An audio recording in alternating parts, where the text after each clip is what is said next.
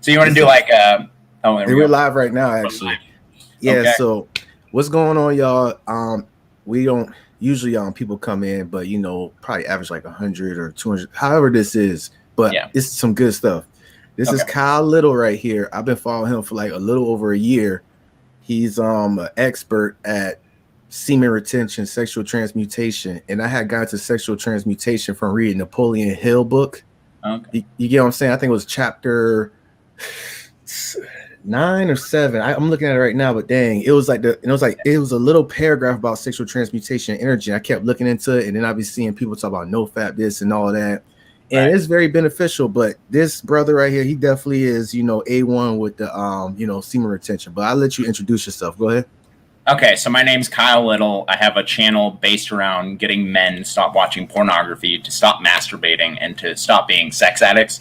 And when I say a sex addict, I mean somebody that's constantly trying to have sex with what our generation would call thoughts, or whatever you want to call it. Women with little value, right? Okay. That can't add value to your life. If you're in a committed relationship with a woman that is directly benefiting you by this, I'm not such a great woman, by cooking for you, by helping you get things done, whatever it is, if you have a relationship like that, that is a good quality relationship.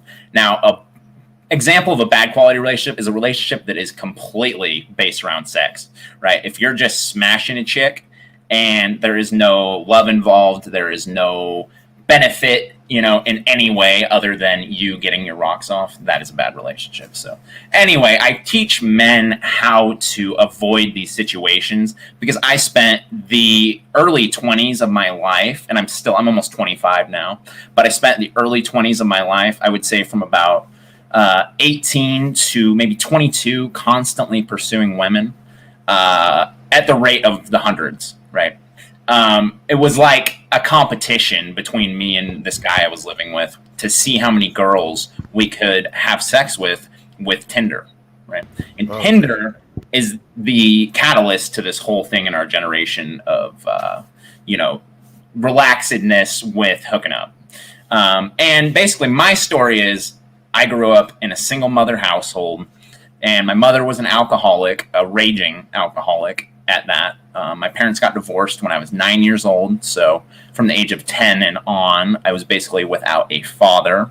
And I was being raised by an alcoholic mom. And I had no guidance, right? So I became addicted to pornography at the age of 10. The moment I looked at it, I became addicted to it. Like I was telling you earlier, the first time I ever watched pornography, my mom actually found out because I didn't delete the history on the browser. I was a rookie, right? I wasn't hiding Sure. my depravity quite as well as I led on to. Yeah. But anyways, when I was 18, I started hooking up with girls, or 17 or whatever it was, and started realizing that I wasn't attracted to them at all, and I was actually not even getting an erection half the time. She had to be really hot, and I realized that my porn addiction was causing me to have a disconnect to real life women. And this was this epiphany moment where I was like, holy crap, porn is making me detached from females. And at 18, the only thing you're concerned about is getting pussy, like 100%. And that really like dropped my ego down a lot, where I was like, okay, so I really am a porn addict. And I was like, okay, got to do something about this. And that's what led to my YouTube channel. So yeah, that's kind of my brief introduction. That's good. That's good. I mean, I'm glad it's not many fellas who be honest, especially on a platform, a social media platform about their past. And it's interesting how you said unconsciously how you started your addiction Yes. off of Yes. pornography on that. Did you you into detail about it? Yeah, I'll bounce off that because we talked about a few things before we started this podcast. So my unconscious hatred towards women, my two sisters and my mother, that developed in my childhood, because not only did my alcoholic mom blame me for all of the bad things that happened in her life and the divorce, my sisters also blamed me for a plethora of other problems. So I was the only male in this household, and everything was my fault. So I began to hate women with a passion. I began to hate women so much that when I first started, before I even found semen retention, I got into the MGTOW community, which is Men Go Their Own Way, which is basically a community of hating women. And my pornography addiction was basically my way of hating women, because pornography is directly degrading to women. So that was my way of creating a hatred and fueling a hatred for women that had developed in my adolescence unconsciously. I didn't even realize it. Right? So that's kind of what happened. Yeah, my bad. Hold on, give me 1 sec. I'm gonna switch to Wi-Fi. No worries.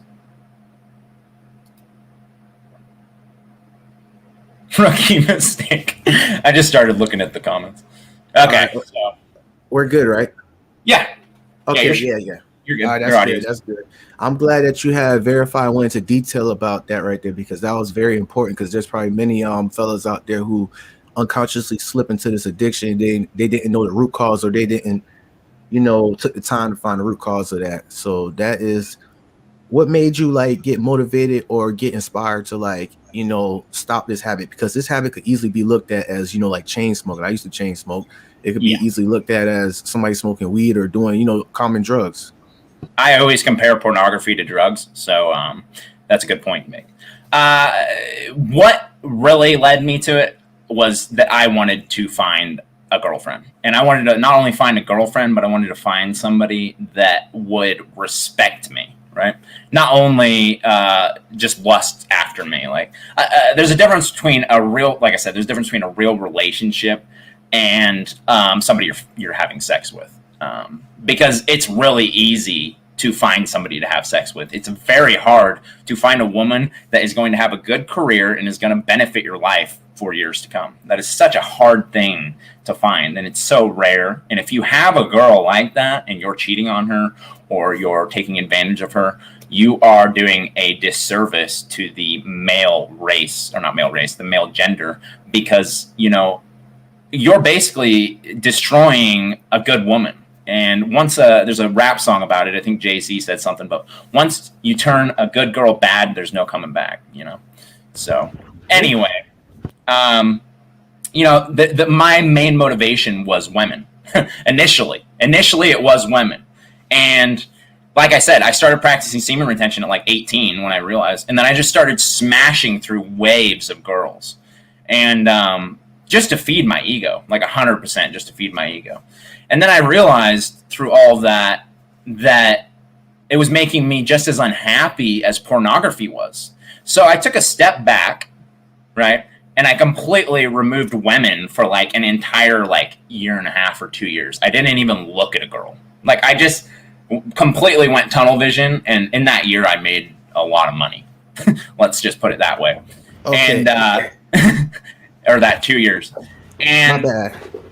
Anyway, I'm gonna let you finish real quick. I'm gonna just real quick use the Ethernet to my dang router because I see myself glitching. But go ahead, keep finishing though. Yeah, no worries. Like 2 seconds. No worries. Get your stuff right, man. It's all good.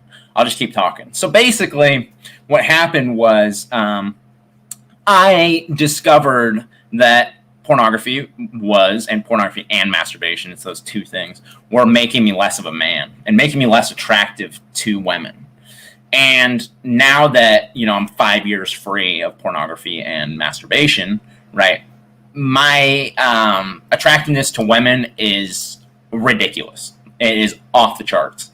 And I really, can't explain it other than the fact that, I'm basically just a more attractive mate to those women, because I don't watch pornography anymore and I don't masturbate. And I have a pure mind, so I'm already more attracted to those women, because a woman does not like being lusted after, and especially a woman that is worth anything, that is worthy of your time. Any woman that enjoys being lusted after is a dirty little, I can't say this without cursing, so, but she's not worth your time, man. Any girl that wants a guy to be like nasty and like stare at her ass and stare at her tits, that's not a girl you want anything to do with, man. So, what do you think caused that though? Causes what? The the sexualization over, you know, all that stuff? I think what causes, you mean like the root cause of the sexualization of women, or like, Yeah, yeah. I mean, yeah, like that. Yeah, like in yeah. this modern society. Oh, porn, 100%. But in this book that you, it is, I mean, I could go crazy on what porn does to the mind. I think it creates a lot of the weird stuff you're seeing going on today. All of Yeah. the I'll just leave it at weird stuff because we're in a cancel culture right now and you can't talk about what you truly want to. But all the weird stuff that's going on right now, you know, between genders. So I'll just leave it there. But in this book, it explains basically that when you create and this is the book that Young Grump actually was watching me live stream a minute ago, The Coiled Serpent, A Philosophy of Conservation and Transmutation of Reproductive Energy by C.J. Van Fleet. In this book, it says that not only should you not have sex with your pregnant wife, you should completely remain all foreign things should remain out of the woman's body in order to create a pure child. And when you really understand like the true meaning of that, when you understand that, oh wow, any kind of energy can influence not only an infant, but it can also influence you, right? As an adult, you're every time you watch porn, you're literally watching a woman get degraded on a screen for in return for money.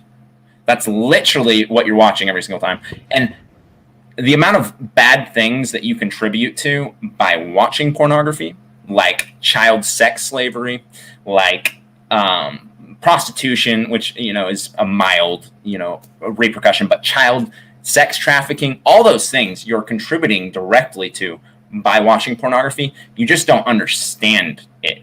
Because if you really look at who owns these companies, who owns Pornhub, who owns XXX, whatever it is, who owns, they all are owned by the same entity. And this entity is involved in Hollywood. They're involved in the making of movies. They're involved in all media, right? News media, everything. They know what porn does to the brain, and that's why it's free. If porn was good for you, it would cost money. Guaranteed it would cost money.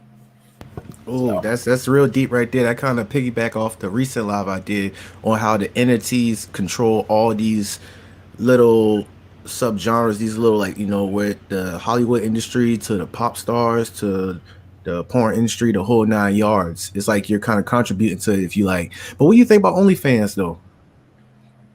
That's another thing right there.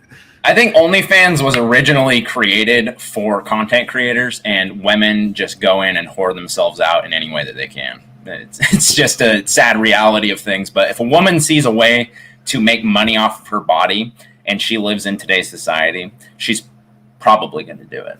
Now, if a woman has morals and has religion and has et cetera, et cetera, et cetera, a good foundation, a good family, a dad and a mom that raised her, you know, more than likely she's not going to end up on OnlyFans. The girls that end up on OnlyFans are the ones that were either sexually abused or they were already in the porn industry or something bad happened to them. There's no reason for you to be popping your pussy on live camera for thousands of men unless you have mental issues. Hey, I feel they ain't ready for that, man. Sorry, but and it's just funny how you just like went right to it. But yeah, on the real though, like you right with the OnlyFans, but you got the simps though. You know what I'm saying? yeah, And that side. what do you think about the term simp? About what do you what's that definition for you or example? The definition of a simp to me is somebody who allows a woman to dictate their reality, right?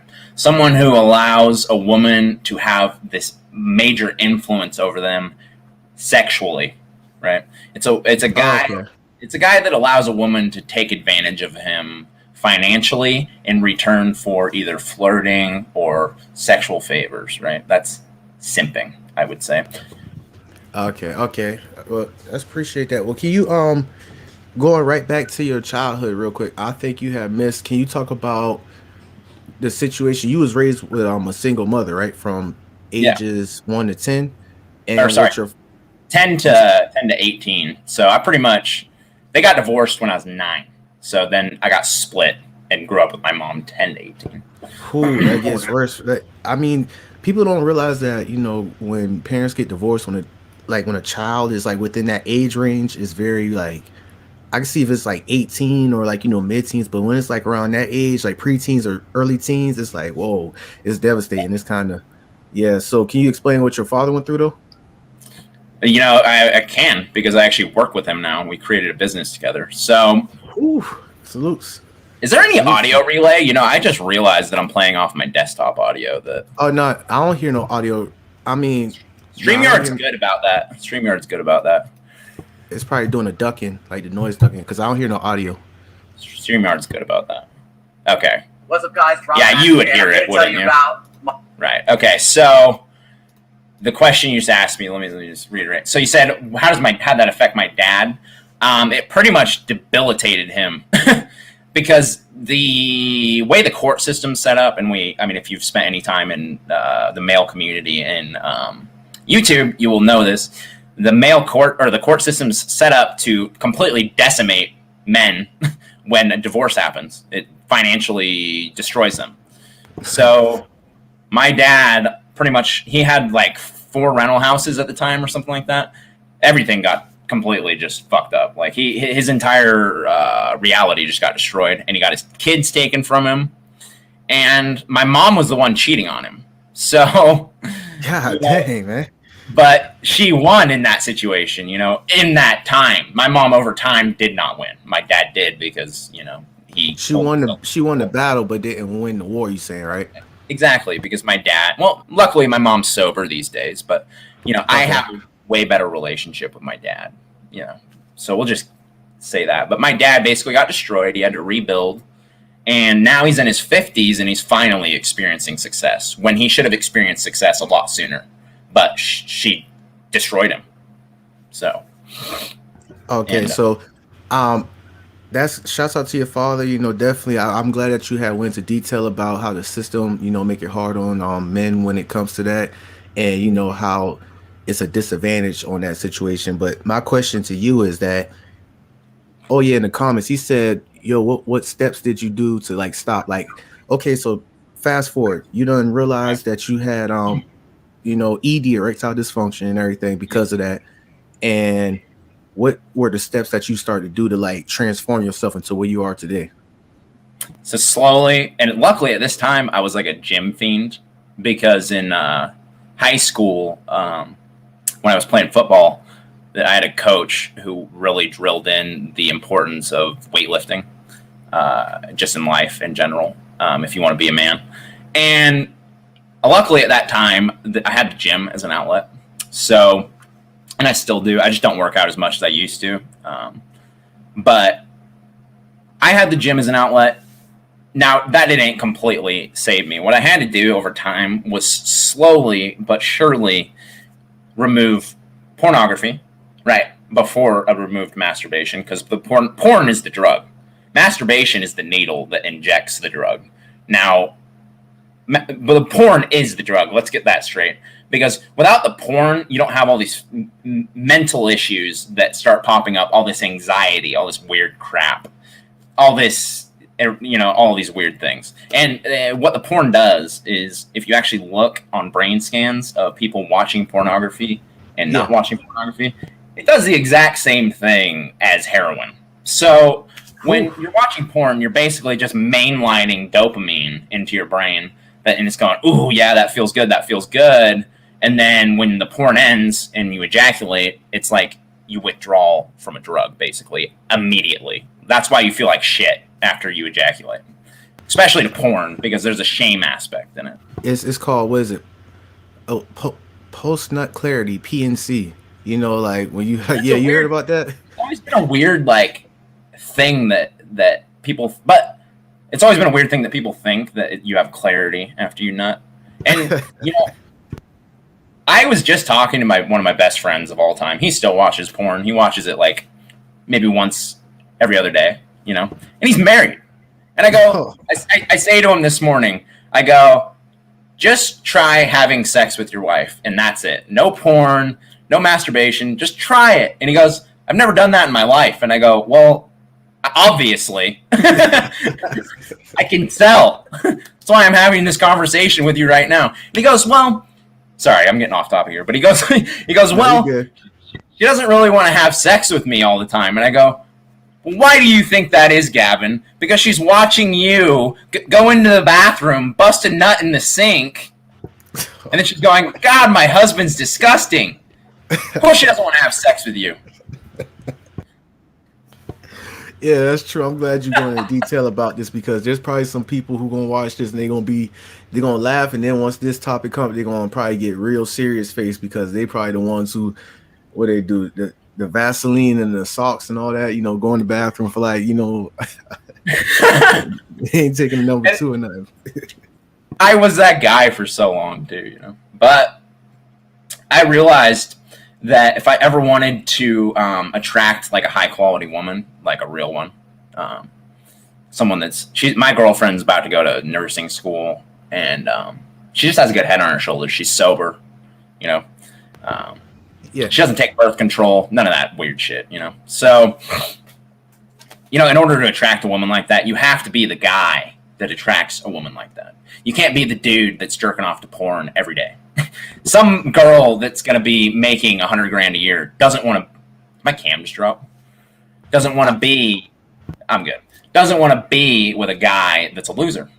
And you're a loser when you're watching porn. That's just the bottom line. You're being a loser. So, question. I know I'm a little glitchy on my video, but is my audio good though? Your audio's good. I'm just a little glitchy, right? Yeah, your audio's fine. Okay, yeah. I know it's probably bugging you right now. Yeah, it's bugging me. Hold on, give me a sec. I'm gonna back out and come back in. Just go ahead and Okay. Yeah, just give me like a. Yeah, no worries. Yeah, what's up? This is the Kyle Little podcast on Young Grub's channel. We out here talking about girls and semen and whatever else we want to talk about. Anyways, back to the topic at hand. My entire reality doesn't base around, whether I watch pornography or masturbate. I just simply choose not to do it because it makes me better. And I like to be better. Who doesn't like to be better? Okay, this is this. Now I gotta fix my camera, my green screen now, but I think it's working a little bit. You in the Matrix now, son. Yeah. Oh, shit. Give me a second. You good? I'm gonna have to fix it. Either way. Oh, so I'm moving quick though. All right. You're all right.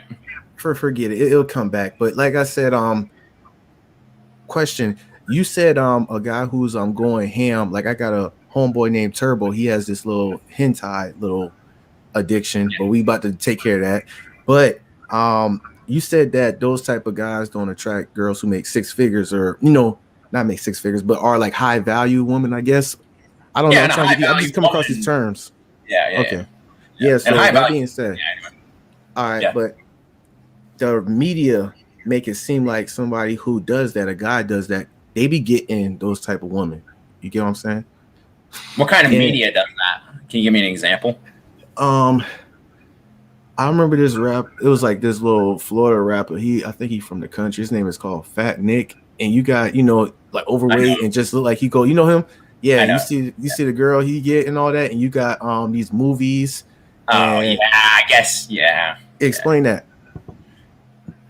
That is a pure representation of a diseased society that we live in, where things are backwards. We're in an over-sexualized time where everything's backwards right now. I'm going to say this without being too vulgar, because I really do have some intense ideologies, and I'm not going to go full Alex Jones right now and go, well, the world's going to end. No, but there are some things in society that are pretty much just, they don't make sense, right? And for Fat Nick, for example, I know exactly who he's talking about. I'm like a hip hop head, kind of. Okay. But with Fat Nick, for example, the only reason he's allowed to even get near those women is because he has money. right? If he didn't have money, nobody's touching his fat ass with a stick. So that facade, okay, that's true. So, but that facade that's being in the media is making guys who are just like him Yeah. try to go out and believe they could get the same outcome. And what do you have to say about that? Well, I don't know if Fat Nick's watching pornography. I don't know exactly what Fat Nick does in his free time, but just based off of the way he interacts with women, because that entire group of rappers actually has an incredibly bad reputation for their treatment of the women that come around them. They actually treat them like, prostitutes, basically. And if you actually look into it, Puya and all those guys, they pretty much just disrespect women completely. Okay. They have a bad reputation if you actually really look into it. And there's a reason for that. It's because they probably, watch porn, because porn disrespects women. It all comes full circle. But Oh yeah, get it now. you know what I mean? You can kind of tell. And since I've been off pornography for so long, it's not all the time, but I can tell if a dude is doing it every day and watching porn every day. Okay, quick question. What are the like traits, or how can you, because since you just said that, you pretty much not knowingly read nonverbal cues and all that. You Yeah. could like deception.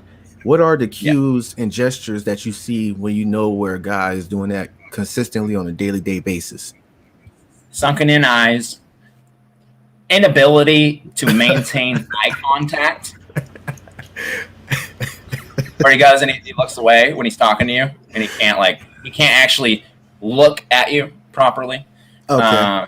That's a telltale sign for sure. In like direct conversation, obviously, me and you, we can't like look each other in the eyes right now. We're talking into a camera, but that is one of the telltale signs. Another one is speech. Right, the way that they speak is the most obvious sign, because a man will cower down here and he'll kind of talk like this and go like this, like, hey, instead of speak like I do from my fucking nuts. Like I really mean it. Like I really mean what I'm saying, right? They will be down here and like, kind of reserved and pulling themselves back. So those are the two telltale signs. The eyes are dead giveaway because, this is a well-known thing about semen retention, is that the limbo rings in your eyes become pure white. Not all the time. Not all the time. I wake up tired. I'm still a human being, but they do become whiter. And if you actually, Kevin Gates, speaking of hip hop, Kevin Gates has a few videos where this threw me off actually, because Kevin Gates was like drug addicted and like totally materialistic. He did that little podcast videos on that phone. Yeah. Go ahead. I was just gonna say Kevin Gates mentioned semen retention, like straight up. He said in one of his videos, because he used to be overweight and he used to be reckless, but he transformed. And then on one of his videos, he talked about how a guy just releases that. I don't know, along those lines. He's saying that just gotta like keep your seed, control your energy type stuff. Yeah, and it was really interesting to hear that from Kevin Gates. I was not expecting that at all. Oh yeah, shouts out to Kevin Gates for doing that. Yeah, because what do you put it this way? All right, so you say you got a business, right? Yeah. Do you believe that you doing sexual transmutation and your semen retention had like a big effect on that? Yeah, big time. I don't want to sound too outlandish here, but I do believe that when you are on top of your game, and doing semen retention is a part of that. Now, obviously, nutrition, good sleep, having the right people in place around you, those things are all super important.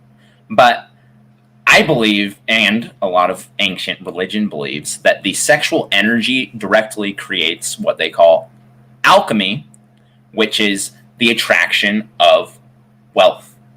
So I think by conserving your sexual energy, you do attract wealth directly. Okay, and what do you have to say for guys, like, because it was a like No Nut November, and it was like a big like trend or fab that guys who be like, I went 100 days doing it, I went 800 days, I got superpowers and all that. What do you guys say about that? Like when their intentions is to do it so they could get this, like being too literal. What you guys say about that? So basically what you're asking me is should you create these day goals, and or should you not? And my opinion is no. Having like a goal to reach is a good thing. Maybe you set, and I used to do it. My titles, if you go look on my videos, I would count the days, but that was only because I knew that the YouTube algorithm liked that. Because if you go look at my old videos, I was getting way more views by putting my semen retention day in my titles because the algorithm was just hammering me. Now, these days, I don't care. You know, I've made a lot of money. I've made a lot of success in my life. I don't need money from YouTube. I don't need anything from YouTube. Now I just put in the titles, whatever the heck I want. I don't need to, and I don't put that pressure on myself to count days on semen retention, because so many, if you go type in semen retention right now, so many of these content creators that surround themselves and brand themselves as semen retention, whatever, blah, blah, blah, gurus or whatever they want to call themselves. And a lot of these guys charge money to try and teach you how to get off pornography. It's all bullshit. Don't buy any of it. Don't buy a single course that teaches you how to get off pornography. It's all bullshit. It is. Because, I mean, everybody wants to make a buck. I get it. But literally, just stop watching porn and stop masturbating. That simple. And now, it takes a little bit more, time. But anyway, back to the question. I don't think the trends are a bad thing. Like, when I heard of No Nut November, I kind of chuckled because I had been practicing semen retention for like a couple hundred, like maybe over 100 days at that time. And I just kind of laughed. I was like, yeah, right. This is an interesting trend. It's a better trend than Nut November, but I was just kind of looking at it like, well, it was an interesting phenomenon, actually, I think, because where do you think that originated from? Like, I don't whose know. idea was that? Whose idea was it's that? a trend on Twitter, but I'm gonna tell you this: when I remember on Twitter a while back, they said No Nut November, right?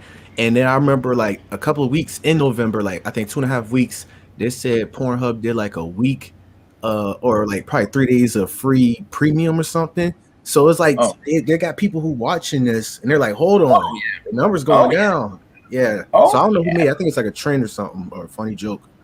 Yeah, I wonder. You think it originated on Twitter? Because I don't use Twitter. I sometimes be on it just to keep, because Twitter's like instant. I'm talking about like on Twitter, I had talked to like, I think like 3 celebrities just instant like that, just off of like, I guess since I send a tweet back to them, and when they pick up their phone, my notification hit. I talked to Money Man, a few others that I'm not gonna mention, but it's instant for instant messages. How could you, hold on, side note, how could you be a celebrity on Twitter and just be constantly just like looking at that shit, just like what people are saying about you? How could you do that to yourself? I'm talking like you got like 5 million followers on Twitter. How many people are commenting in a day, and how many of those comments are you reading? You know what I mean? I don't know. That is true. That's like insane right there when I think about it. But hopefully they're turning it off though. I hope so. I know some of these NBA players don't. Kevin Durant doesn't. Kevin Durant goes on Twitter and just goes into people. You're like, Kevin Durant, you're worth $100 million. Get off Twitter. Hey, that just, you know what? I'm glad you bring up the NBA players and all that, because that is true. Do you think that some of these NBA players, I get money is a tool for you to own your time. That's what I believe, because the end goal is to own your time. But these NBA players or athletes, they have all this money, but they be getting these IG thoughts pregnant and all that. What do you think? Is that because of that scene? Explain that, though. Well, I'm going to tell you one thing. Steph Curry is not getting any IG thoughts pregnant. And you want to know why? Because Steph Curry is a Christian practicing man. Not that I'm going to sit here and promote Christianity, but Steph Curry has morals, right? Steph Curry is one of the most successful NBA player in this, almost in this decade. And he doesn't do any of that. So why are all these other guys doing it? Like, why is James Harden living in a strip club, blah, blah, blah. It's because of the ego. It is 100%. It always comes back to the ego, because, when James Harden enters Magic City in Atlanta, one of the most renowned strip clubs in the world, if you're not in the know, when they enter a place like that, when James Harden enters Magic City, that's like he's entering his kingdom, because he is one of the most wealthy people that walks in there, and every single girl in there will probably have sex with him. And that is like the biggest ego boost you could ever have, walking into one of the best strip clubs in the world, and every girl in there is willing to, drop her panties for you. How would that feel? I don't even know how that feels. So I don't even know either. That's like a drug. Yeah, it's like a drug when you think about it. But let's say if I know this is like a shot in the dark, but let's say if Curry was to happen to be in a situation like that, you think due to his morals and how he don't be taking these heroin shots off of Pornhub every day, you think that helps out? I think Steph Curry would never even be in a situation like that to begin with. But exactly. I do. I do think that all these things, like, let's say I start watching porn tomorrow and I watch it once a day, every day. I'm going to end up doing things sexually that I would have never thought to be okay within a month. And you think, is it not only just sexually? What about decisions and all that? What do you think? Oh, yeah. The way I would interact with bad situations in life, like, let me give you an example. About a month ago, we had somebody scratch some glass. We do painting. That's my business. And the customer freaked out and wanted us to replace every single window on this $1 million home. And if I hadn't been on my shit and been practicing semen retention that time, I would have crumpled in that situation where I would have just panicked. But I literally just walked up to the guy and I was like, how can we solve this problem, sir? It wasn't like this giant, stress bomb hit me. I just was simply, let's solve the problem. Now, a porn addicted me would have cowered and hid, so. Okay, I get what you're saying, because that's another way you could spot people who you interact with if it just kind of shows off of their persona and everything. Dang, that's crazy right there. Whew, it affects a lot of things. It kind of sometimes I feel preachy when I'm talking about it, but it does affect a lot of things. No, you good. I'm about to say, you actually giving me information that I didn't even know about, with situations like that. So is there a difference between do you put hentai in the porn category, or is that two different things? What do you think about that, guys who look at Hentai's anime? Yeah, I don't mean to throw your buddy under the bus here, but I think hentai and weird porn like that, and I have watched it. I'm going to tell you right now, but I think porn like that is so far from nature, what nature intended. You're jerking off to animate. You're jerking off to animation, unreal things. It doesn't even exist. It actually doesn't exist what you're jerking off to. So I think I think stuff like that is so unnatural that hentai porn is probably the worst. next to let's say scat porn. Those two. What's that? What's scat porn. It's a real, Two Girls, One Cup. Oh, all right, okay, now, all right, yeah. Okay, yeah, damn. Not on a comparable level, but on an unnatural level. How unnatural it is. It's unnatural for human beings to be interested in having feces on their bodies. It's unnatural for you to want to have sex with a fucking cartoon character. Well, I mean, that's why I'm glad you're on this show, because you're just, straight raw and uncut with it then, So that's why he's not the only one, but we got many other, supporters who probably have that situation we got to address. But go ahead. But all I'm going to say is that there is scaling in the pornography that you're watching, right? If you're watching a chick get bukkakied, I don't know what that is. You probably didn't watch enough porn, man. If you're watching gnarly porn where women are getting abused in any kind of way, whether it's any kind of extreme porn, that's going to be way different than if you're watching porn where it's homemade and it's a couple and they love each other. Okay. You know what I mean? If you're watching some homemade stuff, and that was my vice, was legit. I'm going to tell you right now, I've said it on other podcasts. My thing was verified check mark homemade anal. It had to be a girl and a guy, and she had to be getting fucked in the ass. And that was the only kind of porn I would watch. I would not watch any other porn. And it had to be homemade. It literally had to be a couple sitting at their house, like behind me, like in their fucking apartment, like just with a camera they just bought. Like it had to be that. It couldn't be production. That's turning you to an animal, man. I'm glad you done calmed down. Go ahead. Yeah, but that's what my thing was, man. And that homemade stuff is, I think, a different beast than high production pornography where they're making it like in a Hollywood studio. That kind of stuff is so detached from what reality is, where it's completely fake. The entire video is fake. Nothing is real about a Hollywood produced porno film. Okay. And so I'm just drawing that line where you have that, but none of it's good. It all fucks you up. So, but there are severities in, like, pornography is like an addiction. It's like, think of, you start doing prescription opiates, like hydrocodone, Narcos, whatever they call them.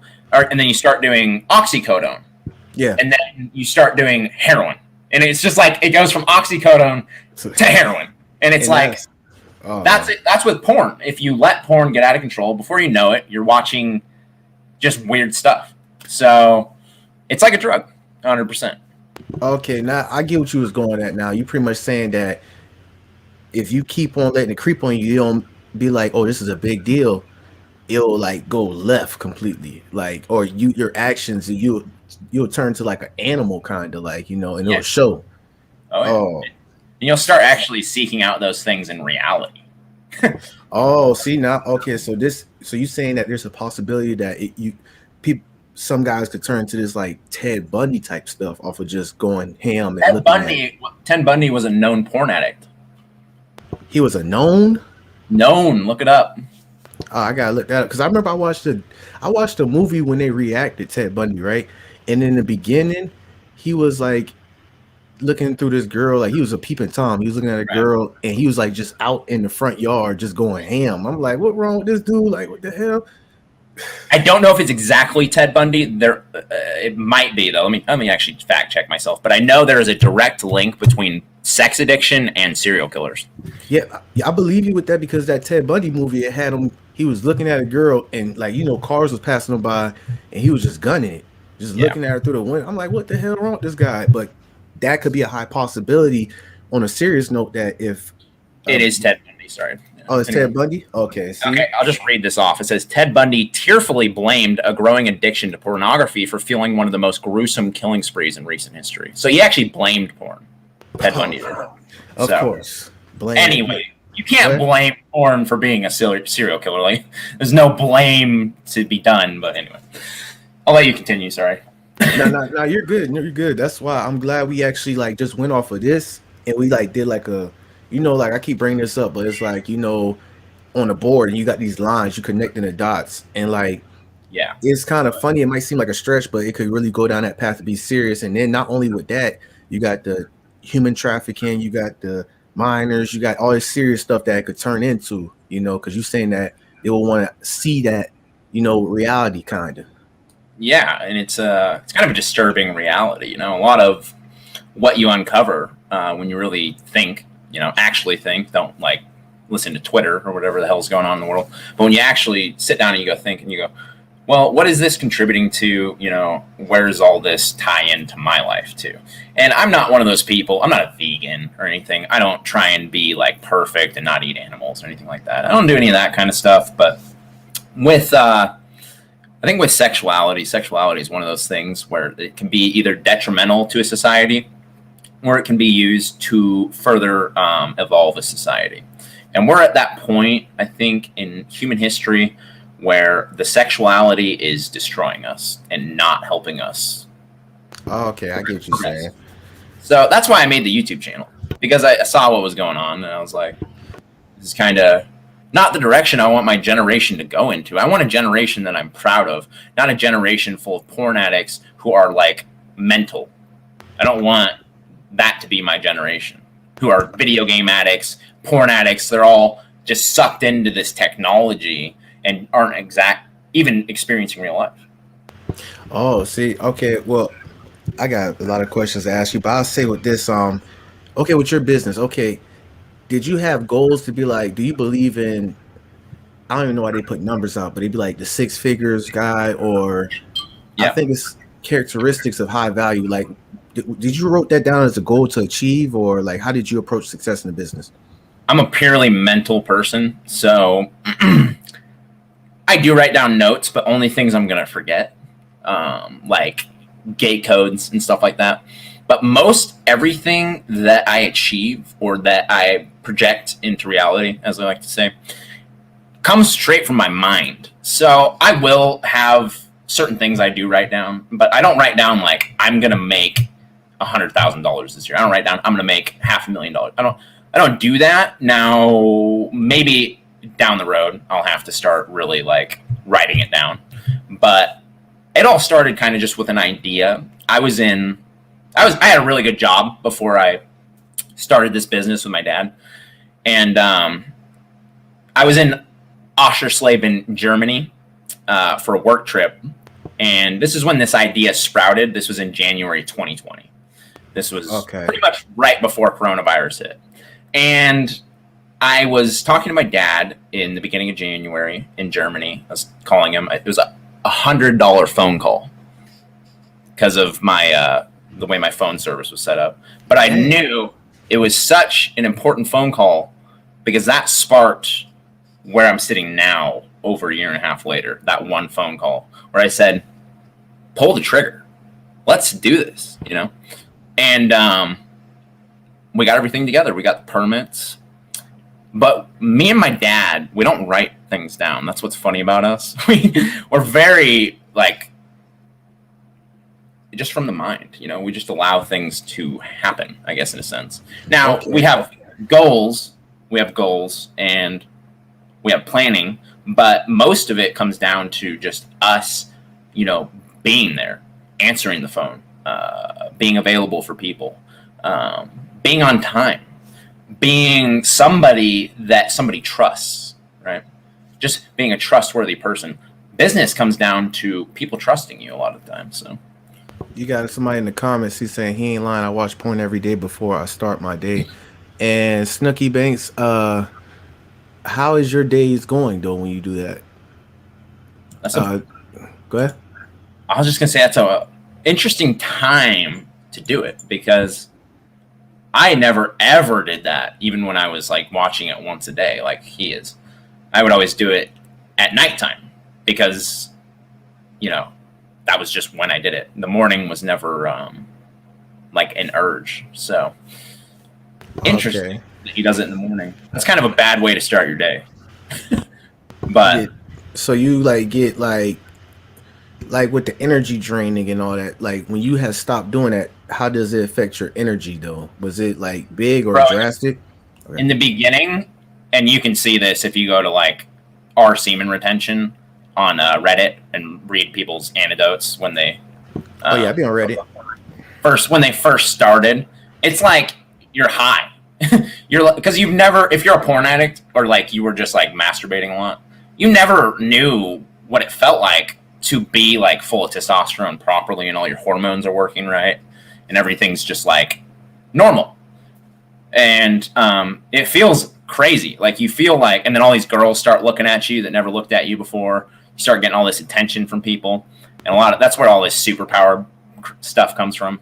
Almost said crap, but you have to give it some kind of legitimacy. But after the initial, 30, 90 days, whatever, eventually people call it a flatline, which is basically they just feel like they aren't getting superpowers anymore. And what that is you just becoming normal again. You're literally just becoming what you were meant to be as a man the entire time, not a monkey that masturbates twice a day. Okay. And after that, like, put it this way, I wanted to ask you this, like, when people go through that process, let's say if they sit on the couch and they watch Netflix, right, or they eat, bag of chips, if they Mhm. do semen retention for like a month or two, and they still doing their common, hobbies, which is sitting on a couch and all that. Yeah. And they be like, where's my $1,000 or $100,000? What you got to say about that? You got good questions, man. What I say about that is sexual transmutation, right? This is something I didn't understand for the longest time until I started reading like ancient books like this. This book isn't really ancient. There are much more ancient books on sexuality. This book's from the 1930s. And it explains that sexual energy needs to be used, right? Not in the sense that you need to ejaculate, but in the sense that you need to use that sexual energy to create, right? Whether that be YouTube content, whether that be painting somebody's house, whether that be building something, whether that be working on your car, whether that be going and skateboarding like I did today, or playing frisbee golf with your best friend, or working out this morning like I did, or blah, blah, blah. If you're not doing these things, semen retention is useless. Oh, dang. I'm glad you just been that vulgar, like, uncut with it then, because so even when they go through your steps and they don't do nothing, they just probably play video games, they'll probably be like, oh, this is pointless. And they'll just go right back to what they was doing right before, right? Oh, yeah. It's, you're setting yourself up for failure. Sorry, I just read that comment. Hold on, what? You're setting yourself up for failure, because if you don't have a purpose in life, you're going to result back to watching porn or doing drugs or whatever you were doing, whatever lower, and not to shit on drugs, but because I've used every drug in the book almost, besides like methamphetamine and heroin. But you will result, if you don't have purpose in life, you will fall back on those lower pleasures. So if you don't have something to do, like a business, like all my time is consumed. So I don't have time to even think about watching porn. I don't even have the time. I don't even have the time. Now, somebody that is, and a lot of these guys on my channel, Young Grump, they are young. They're like 15 or 16. They still live with their parents.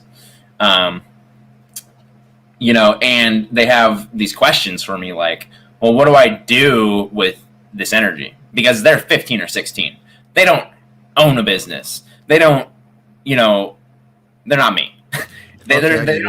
It's hard for me to understand that perspective, but I have had to, because my general audience are young kids that are, in high school, that are wondering what's wrong with them, and also wondering how to get girls, and also wondering, what to do after high school. So when you put yourselves in their shoes, that's a lot. Stuff firing off, yeah. And they got all these questions because a lot of these guys, they don't have dads, like I didn't.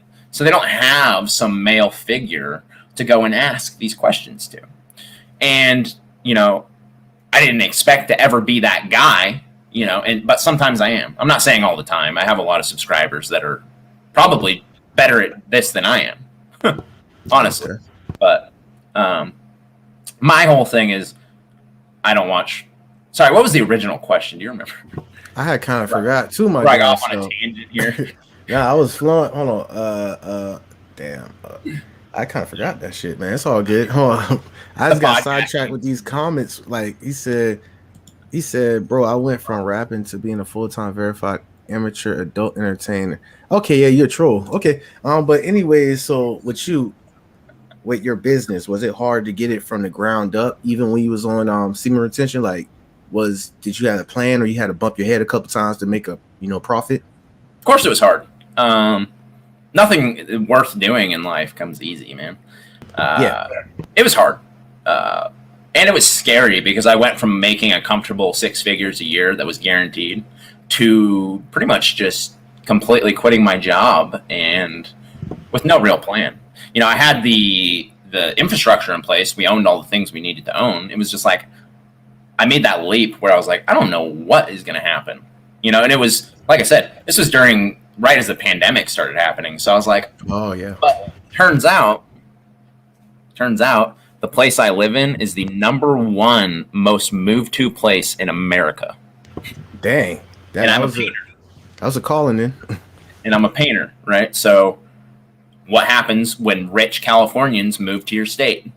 They have plenty of money to spend on Yeah. painting houses and ridiculous shit that normal people don't normally do. But, people with money will paint their house. Oh, So okay. I get what you're saying then. all these wealthy people started moving to where I lived because of the pandemic, because they were sick of living in places like California. And you live in Florida, so you probably are well aware of what it's like to live in a state that kind of laughs at this whole thing. Yeah, pretty much. Yeah. That was Idaho. Idaho, we didn't wear masks this whole time, bro. The entire time. We never wore masks. Yeah, I feel that's another topic that we probably have to get into some other time. Well, we can do that on your channel, not mine. It's no problem. But it's crazy because I got a question about I remember you doing videos in Germany, right? That was my first video I ever recorded, actually, was in Germany. That's what I was like, wait a second. Then all of a sudden you said Idaho, it started clicking my head. So you left what was your recent occupation, if you don't mind me asking? So I did a really specific niche. We would build these kilns that melt metal. So we would actually build the smelters like from the ground up, like the entire thing. Okay. I was basically doing concrete mixed with carpentry. Oh, that's what's up. And you just said I'm going to go ahead and make this leap, pull the trigger, and you are where you are right now. And semen retention played a big factor in that with you, as I see, because you're not trying to do these.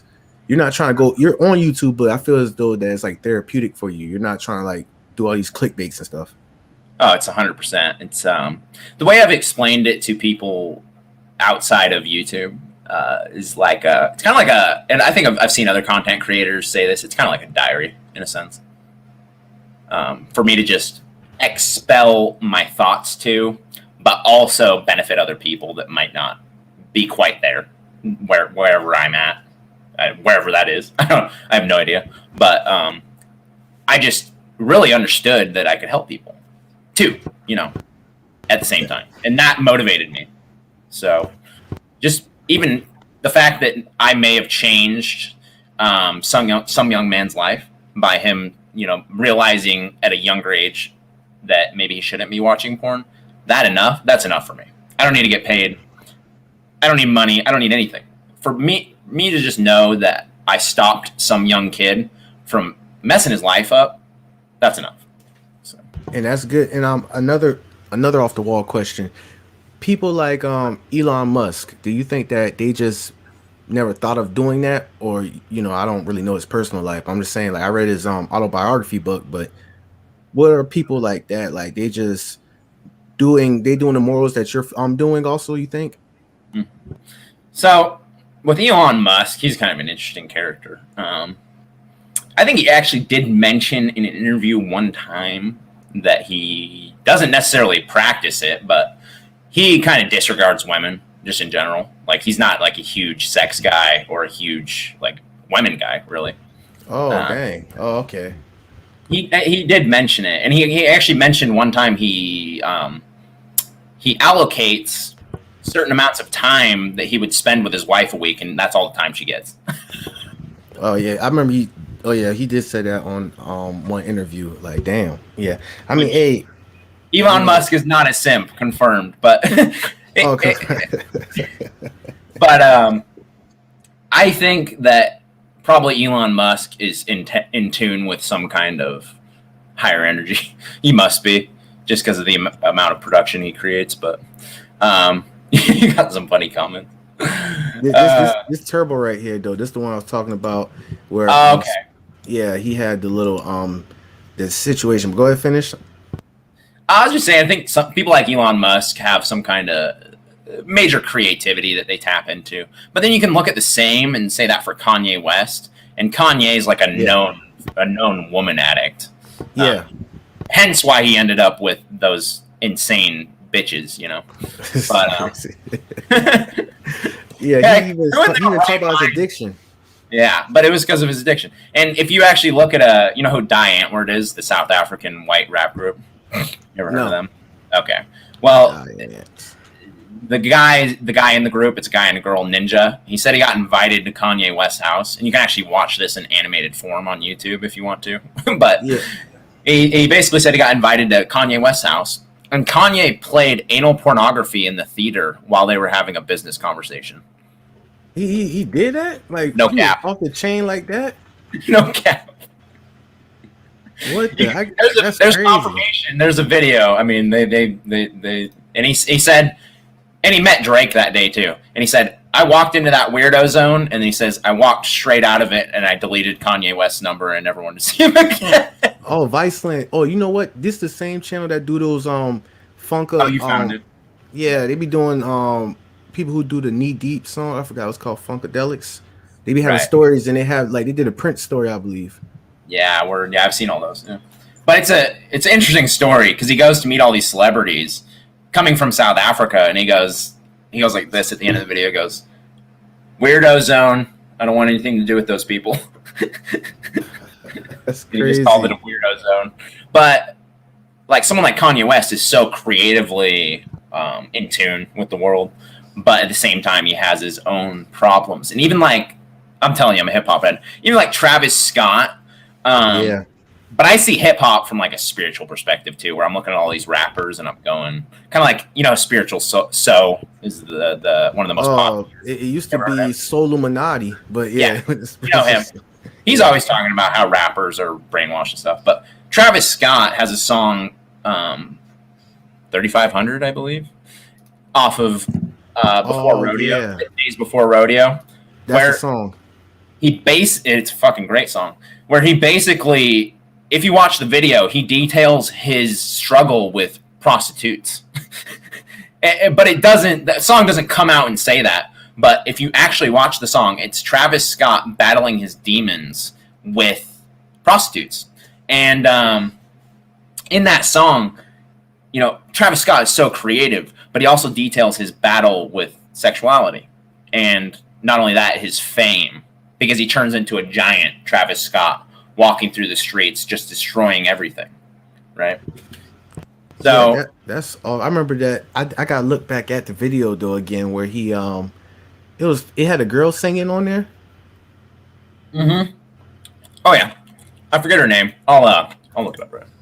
Yeah, It's probably one of my favorite Travis Scott songs that exists. Honestly, that one and Maria, I'm Drunk. Those are two That's Travis cool. Scott ones I rock with. Yeah, this Turbo. I'm glad. While you looking that up and let me know, Turbo, we have made this live specifically for you. It ain't gonna be too long, but this right here, this guy, he's an expert at semen retention. He definitely doing big things because he knows how to like harness his energy, and he don't be shooting in the sky every night.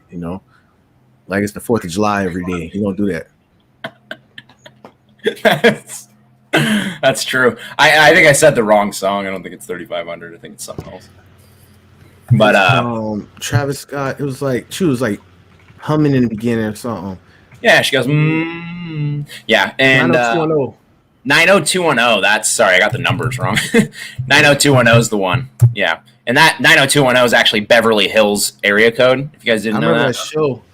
Yeah. And Yeah. yeah, of course. But if you watch that video, it's basically Travis Scott in animated form or Barbie form, basically just detailing his struggle with fame and his struggle with sex addiction.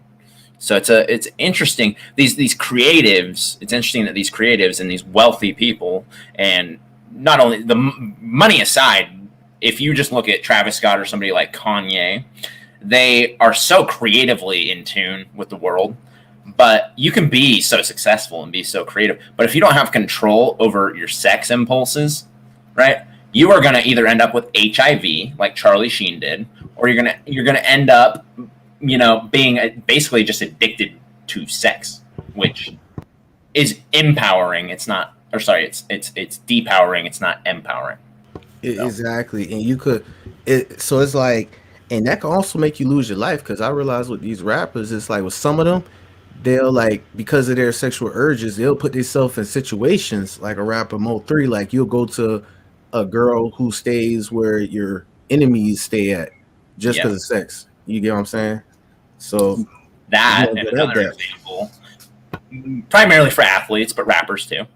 Another example, and I'm going to lead with this, the NBA actually teaches players to tie up condoms when they are finished with them and take them from the girls' homes.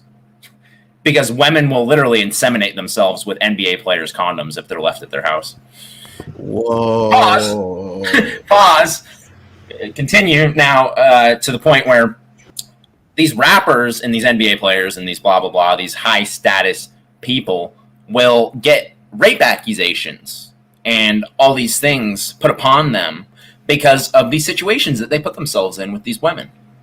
You know, if they were to just be like Steph Curry is never going to have a rape accusation that's taken seriously because Steph Curry doesn't put himself in those kinds of situations. And his perception also too, like he's not like with what's that NBA athlete who he's retired but he got fired from ESPN for being at a strip club, Paul Pierce. Yeah, it's that perception. So it's like either Charlie Sheen or James Harden. When you get an accusation like that, it's like, oh, I actually kind of believe that, which is messed up, though. It's messed up overall. But yeah, and it's the same thing for rappers. When rappers have like a bad reputation for whatever, they're going to be more likely to be, accused and believed when something bad happens.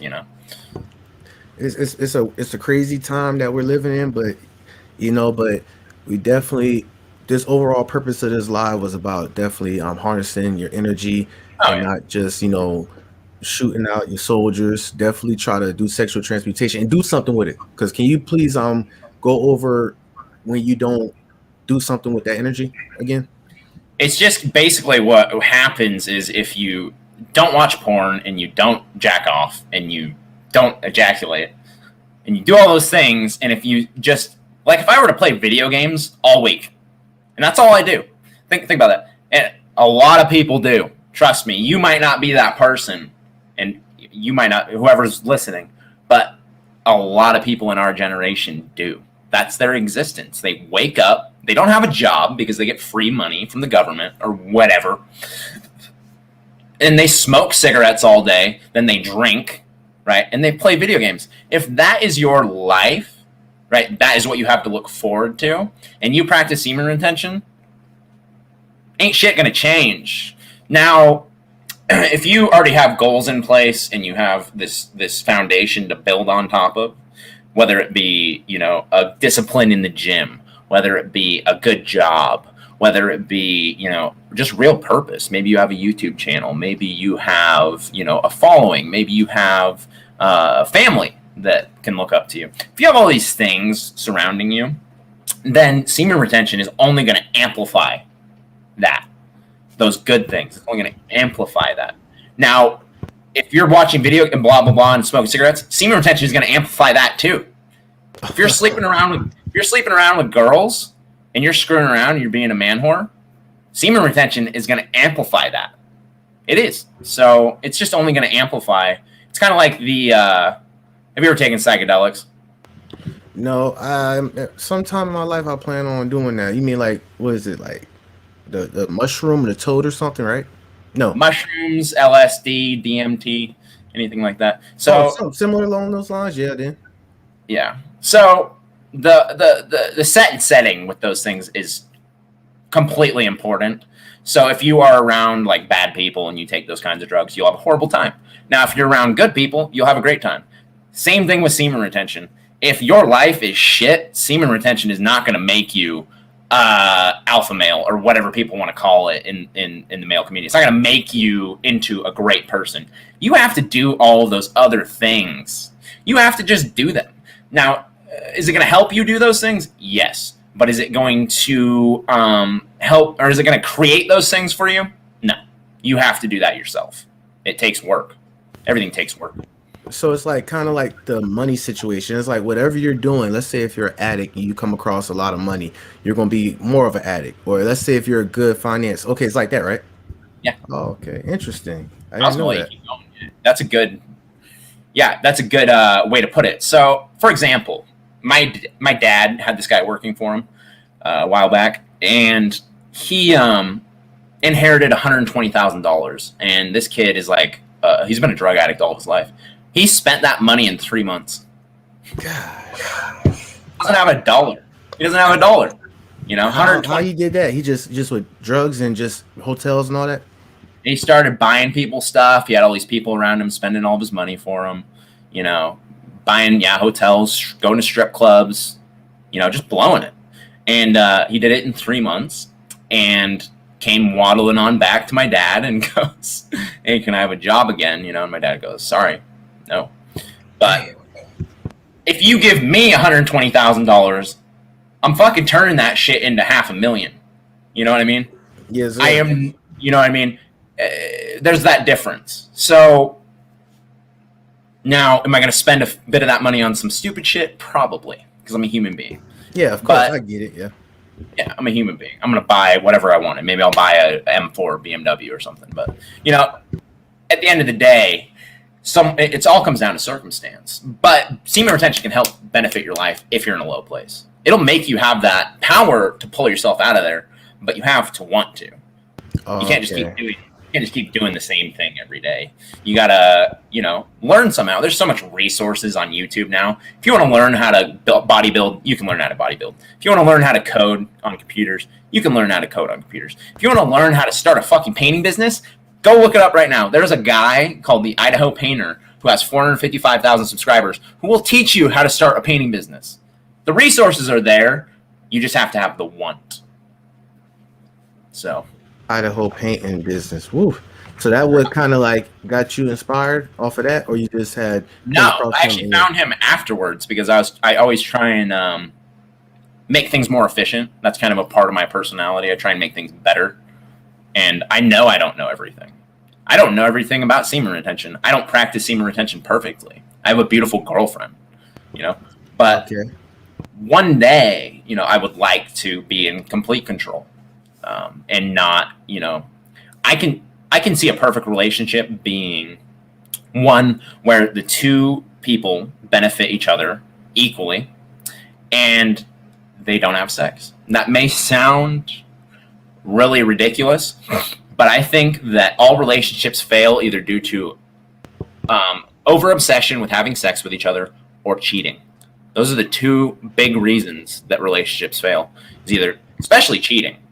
Cheating on each other is just like this literal dagger to a relationship. It just stabs that relationship. And before you know it, if you're cheating and you're in a relationship, eventually, right, you're not even going to want to be in that relationship. It actually isn't even a relationship anymore. Oh, dang. Dropping it. I went 1 year, told a couple friends, and even with them seeing the change in my mentality and ambition, they still take it for a joke. I keep this to myself now. Oh, that's what you were saying earlier with Kyle. Go ahead. I was just gonna. All I'll say to that is, don't bring it up to people unless they're either your very close friend, and even then, they're probably gonna laugh. But guys, I've had medical doctors that work at my girlfriend's hospital like meme me, like literally meme me. And, like it's like a joke in the office. But that being said, a few of them take me seriously, So people are going to respond to it differently. And I never anticipated a medical doctor to watch one of my videos. It was always meant for young men. But, things, as the internet does, it spreads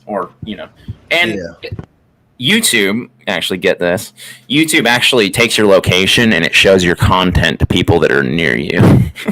yeah, see, and then it'd be like a forest fire after that. Yeah, and there's a guy I used to go to high school with who reached out to me and goes, "Hey, you got a YouTube channel?" I'm like, "How do you know?" He's like, "I just found it randomly." I was like, "Oh, okay." That's a part of being on the internet, and that almost made me stop. I'm not gonna lie to you, young grump. Yeah. That almost made me stop, where I was like, okay, this is getting a little too out of hand. And I say a lot of personal things. Like, I'm a complete open book. And I was kind of like, it kind of phased me at first. I was like, what are people going to think of me, And I began to realize that I don't give a shit. Transparent. I respect you for that. I understand. But yeah. Anything you want to say? I ain't want to hold you up for too long, but I appreciate you for definitely coming in and giving intellectual property on semen retention, because I feel as though that that could change many young brothers' lives, our generation lives, because we're in a society where sexualization is at an all-time high. You want to Oh, it piggyback off totally that? is.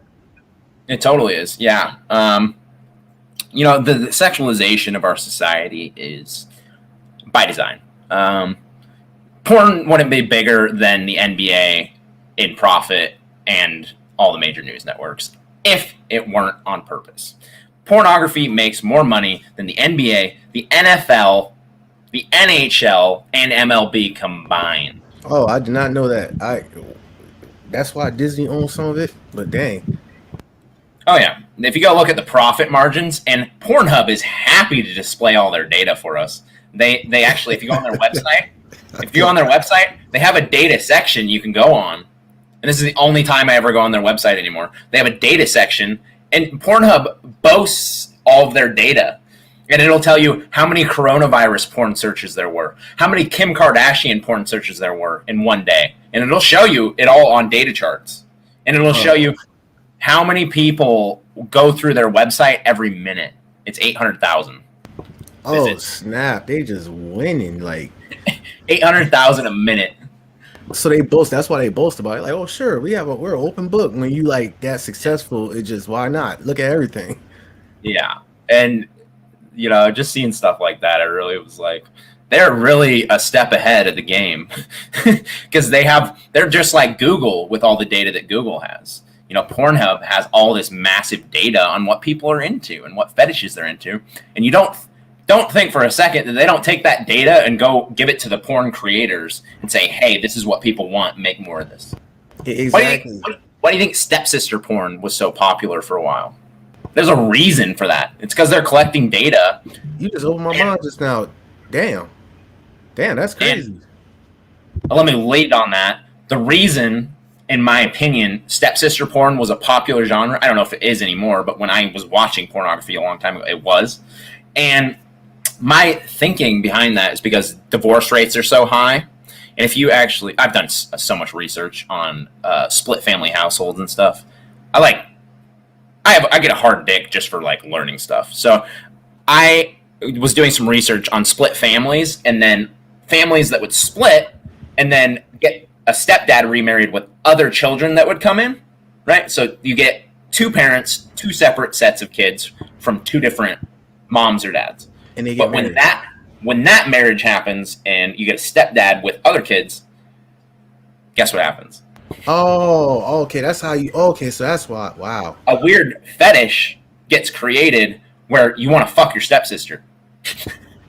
You know what I mean? And if you look into neurological science behind this, they will agree that split families have created all of these weird things, all of these problems in society. So that's my theory. Anyway. Exactly. Yeah. People like saying, "Wow, I did not."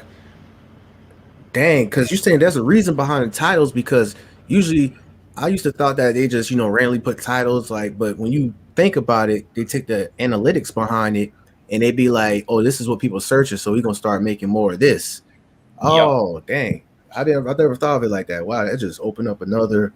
They're playing 4D chess, bro. They're playing a whole different game of chess than we are.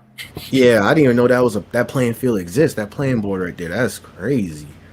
Wow, and they just very transparent with it because they know people gonna come back to it like a drug, and they're like, okay, we don't care. 800,000. You said a minute on their website.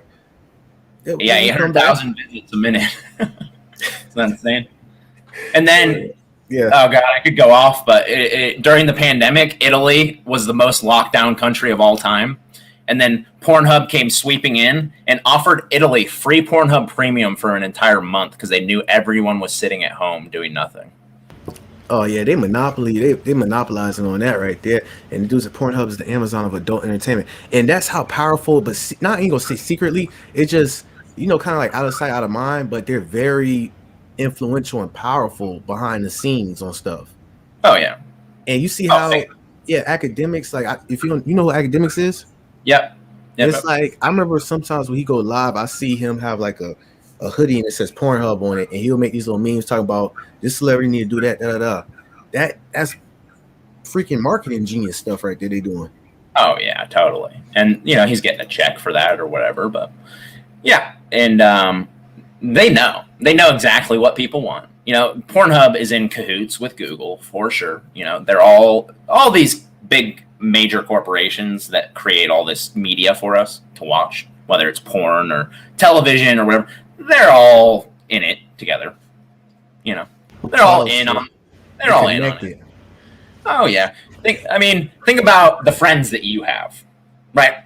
Now think about Jeff Bezos. Who does Jeff Bezos want to be friends with? Jeff Bezos doesn't want to be friends with me. Jeff Bezos wants to be friends with the owner of Pornhub. Jeff Bezos. Okay. You know what I mean? So all these guys like bouncing off Amazon. Now maybe not, but that's you commingle with billionaires if you're a billionaire. That is just how it works. You don't have poor friends, and maybe you have, certain people, but when you get to that point where you're a billionaire, right? And you don't mess with normal people anymore. It's a risk. It's a high risk on top of that. And it's just the level. This is how life is. It's human nature, human behavior. It is. Yeah. You can't fault them for it. But it's just basically these high-level computer billionaires, basically, that have made billions off of computers, like Bill Gates and all those guys. And whoever created Google, I think it was a multitude of people that created Google. But yeah, these guys know everything about humanity. They know literally everything. They know when you like to eat. They know when you shit. They have literal Alexas in your house now that listen to your entire conversation. They know everything. There's not one. Yeah. And at the same time, they're like robots, So it's a force that you can't stop. It's a force you can't stop. But what do? You realize that you're being tricked like a little rat in a cage to watch porn, to buy things that you don't need, to blah, blah, blah, blah, blah. It just all trickles down. So they're like human psychology experts. And I know that they were like, I call them prolific because I read Elon Musk autobiography that was done on him. And he pretty much, he was having a conversation when he was in college with another peer of his talking about he wished that he should come up with like a pill that he could take once a day and it will stop his hunger because he's so into like his work type stuff. You see, that's a different type of cognitive function on a individual, if you ask me. Yeah, that's a whole different mentality that requires you got to be pretty much dedicated completely to what you're doing. Exactly. You take it serious. I've met a few of those individuals, and I used to work for one of them who, like, he actually wouldn't eat, and it's no way to live. So, what makes you think that, like, so Elon Musk, he, when you be like people like you got 24 hours in a day, some people take that literally, literally, and I believe Elon Musk take that, to the head, like, he don't want to like spend an hour and a half eating. When he could just take a pill or something and be good for like 10 minutes and then go back to work. That's how he got down to the T. What do you think about that? What's so funny is that actually in this book, I'm rereading this book for the 5th time because it's so hard to digest. Like, I don't even, this book has so much stuff in it. But now that I've gotten to the 5th time and I understand some of the big words he uses. But anyway, so in this book, he explains that characters like Elon Musk are a product of a sick society that is completely determined by material wealth, right? Because Elon Musk is sacrificing his entire life in order to create material things instead of looking inward and finding an inkling of spirituality. He is so obsessed on the physical world that he's destroying himself, And you mean like health-wise, you think? I think just in general, he is destroying himself because he's not actually living life. He's so obsessed with the future that he can't actually just do what we're doing right now and sit down and just be present. Oh, okay, be present. Oh, I get it, because it reminded me of that Eckhart, I don't even know his name, Eckhart Tolle. Yeah, well, be present. I don't even know if that's how you say it, but I'm looking at the book right now. I got the what was that thing called? I only read a couple of pages of it, and I was like, yeah, I gotta go back to that. It was like a blue book. Yeah. Like, There's hold on, some books like that. I'll reread books, honestly. So okay, so you're a reader then. yeah, avid reader. I'd be like the Theodore Roosevelt approach. It's like I have like 4 books that I intertwine. I read pages of, and I go back and then I take notes of some. It's not Gotcha. like it's been a long time I sat and read a full book from front to end without Yeah. interfering with other books. It's like I Right. read one book and I'd be like, oh, I remember them talking about that in this book, and I go to that book, and yeah, that's where it starts. That's where it all starts. I've gotten to that point too. I used to be like a speed reader, Yeah. but I realized that I wasn't absorbing the information. I was just like reading just to read, like as fast as I could. So it's Yeah. totally pointless. I be speed reading sometimes too, but that's just only for gathering information on articles or something. But when I'm like reading, Um, yeah, it's take my time with reading books because it's like you got it. you can't just speed read a chapter and then like you go to another chapter and you be like, wait, what was the last chapter about again? And Yeah. yeah, that was a waste of time, huh? Was it? What I started doing too over the course of reading, and you can go see this if you watch any of my past live streams of me reading this book, not you personally, but anyone watching. I now, if I don't understand a word, I will actually look that word up, stop my reading, and I will look that word up on Google, and I will find the definition, and I will play the actual pronunciation of that word out loud to myself a few times.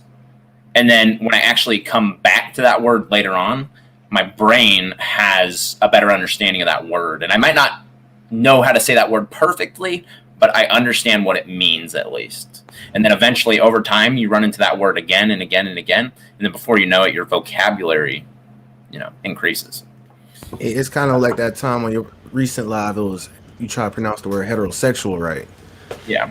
Yeah, and that just clicked in your head. Clicked in my head once I just had watched your recent live.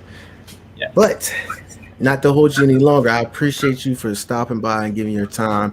Definitely, people who coming in, the overall purpose of this live is to harness your energy. You definitely can't just like do semen retention or don't look at Pornhub and keep playing video games. You gotta like. I feel as though that's all in like one collage. It's like you gotta want to do better, and you gotta be. If you're doing something good now, then harness your energy and see how it will happen over the time. That's what I believe. What do you think about it? I agree completely. Yeah. Basically, the entire message I would leave anyone watching this with is that if you're struggling with addiction in any kind, it may not be pornography. It could be anything. If you're struggling with, like if you're a sex addict or if you're a drug addict or if you're addicted to, something really weird, that's obscure, whether it's eating food or whatever your problem is, or you're addicted to drinking soda and you don't like the way water tastes. I've heard people say that. It's ridiculous, but some people don't like the way water tastes because they're so addicted to soda. And if you have these problems, right, the way addiction works is that it's a slow burn to get out of those addictions. It is not just going to be like, bam, you're free. That's not how it works. The way the mind binds, the way the human mind specifically binds to addictions is really, it really grabs on to them. We grab onto habits. We are habitual beings. We like habit. We like to do the same thing every day. We like to wake up and do the same thing every day. We get into habits, right? We call them habits. But you can have good habits, right? And then the more good habits you compound on top of themselves, the less bad habits will be left over, and the easier you will be able to rid yourself of, the rest of those things. So it's a slow build. It's a marathon, my friends. Do not try and change your life overnight. It is not going to happen. It took me many years. So Yeah, I tell people it's like mine was like damn near 2.5 years for this with this YouTube channel. This was just when I used to watch your channel, I was still making beats and getting like 10 or 5 views a video, or right, I never show my face. And right. then I just out of nowhere, like beginning this year, that's when it started to see the compound effect. But I've been working on myself for like 2.5 years though, like nonstop, like trying to change my habits. So I agree with you with that. It's not no overnight sensation. Nothing is. And things that are normally are too good to be true. So, like you said, my YouTube channel is a year and 6 months old, and I have 1.4 thousand subscribers. That took me a year and 6 months to do. You know, things do not come easy. You know, it's just a part of it. You know, and that's just life. You know, you're not handed anything in this life, especially if you're a man. You know, so you gotta make I it feel yourself. you with that. We accept that and we understand that. And the thing with the YouTube thing, it's like you'll see somebody, let's say, even with money, or like they'll come across like somebody come across their video and they'll get like 10,000 subscribers. Right. It happens. It's life. It's life. I'm Yeah. not trying to put this on no competition or nothing. I'm just saying that people play the lottery and they'll hit a couple of mil. That's just how it is. But for your situation, who's watching this, you know that you got a marathon to go.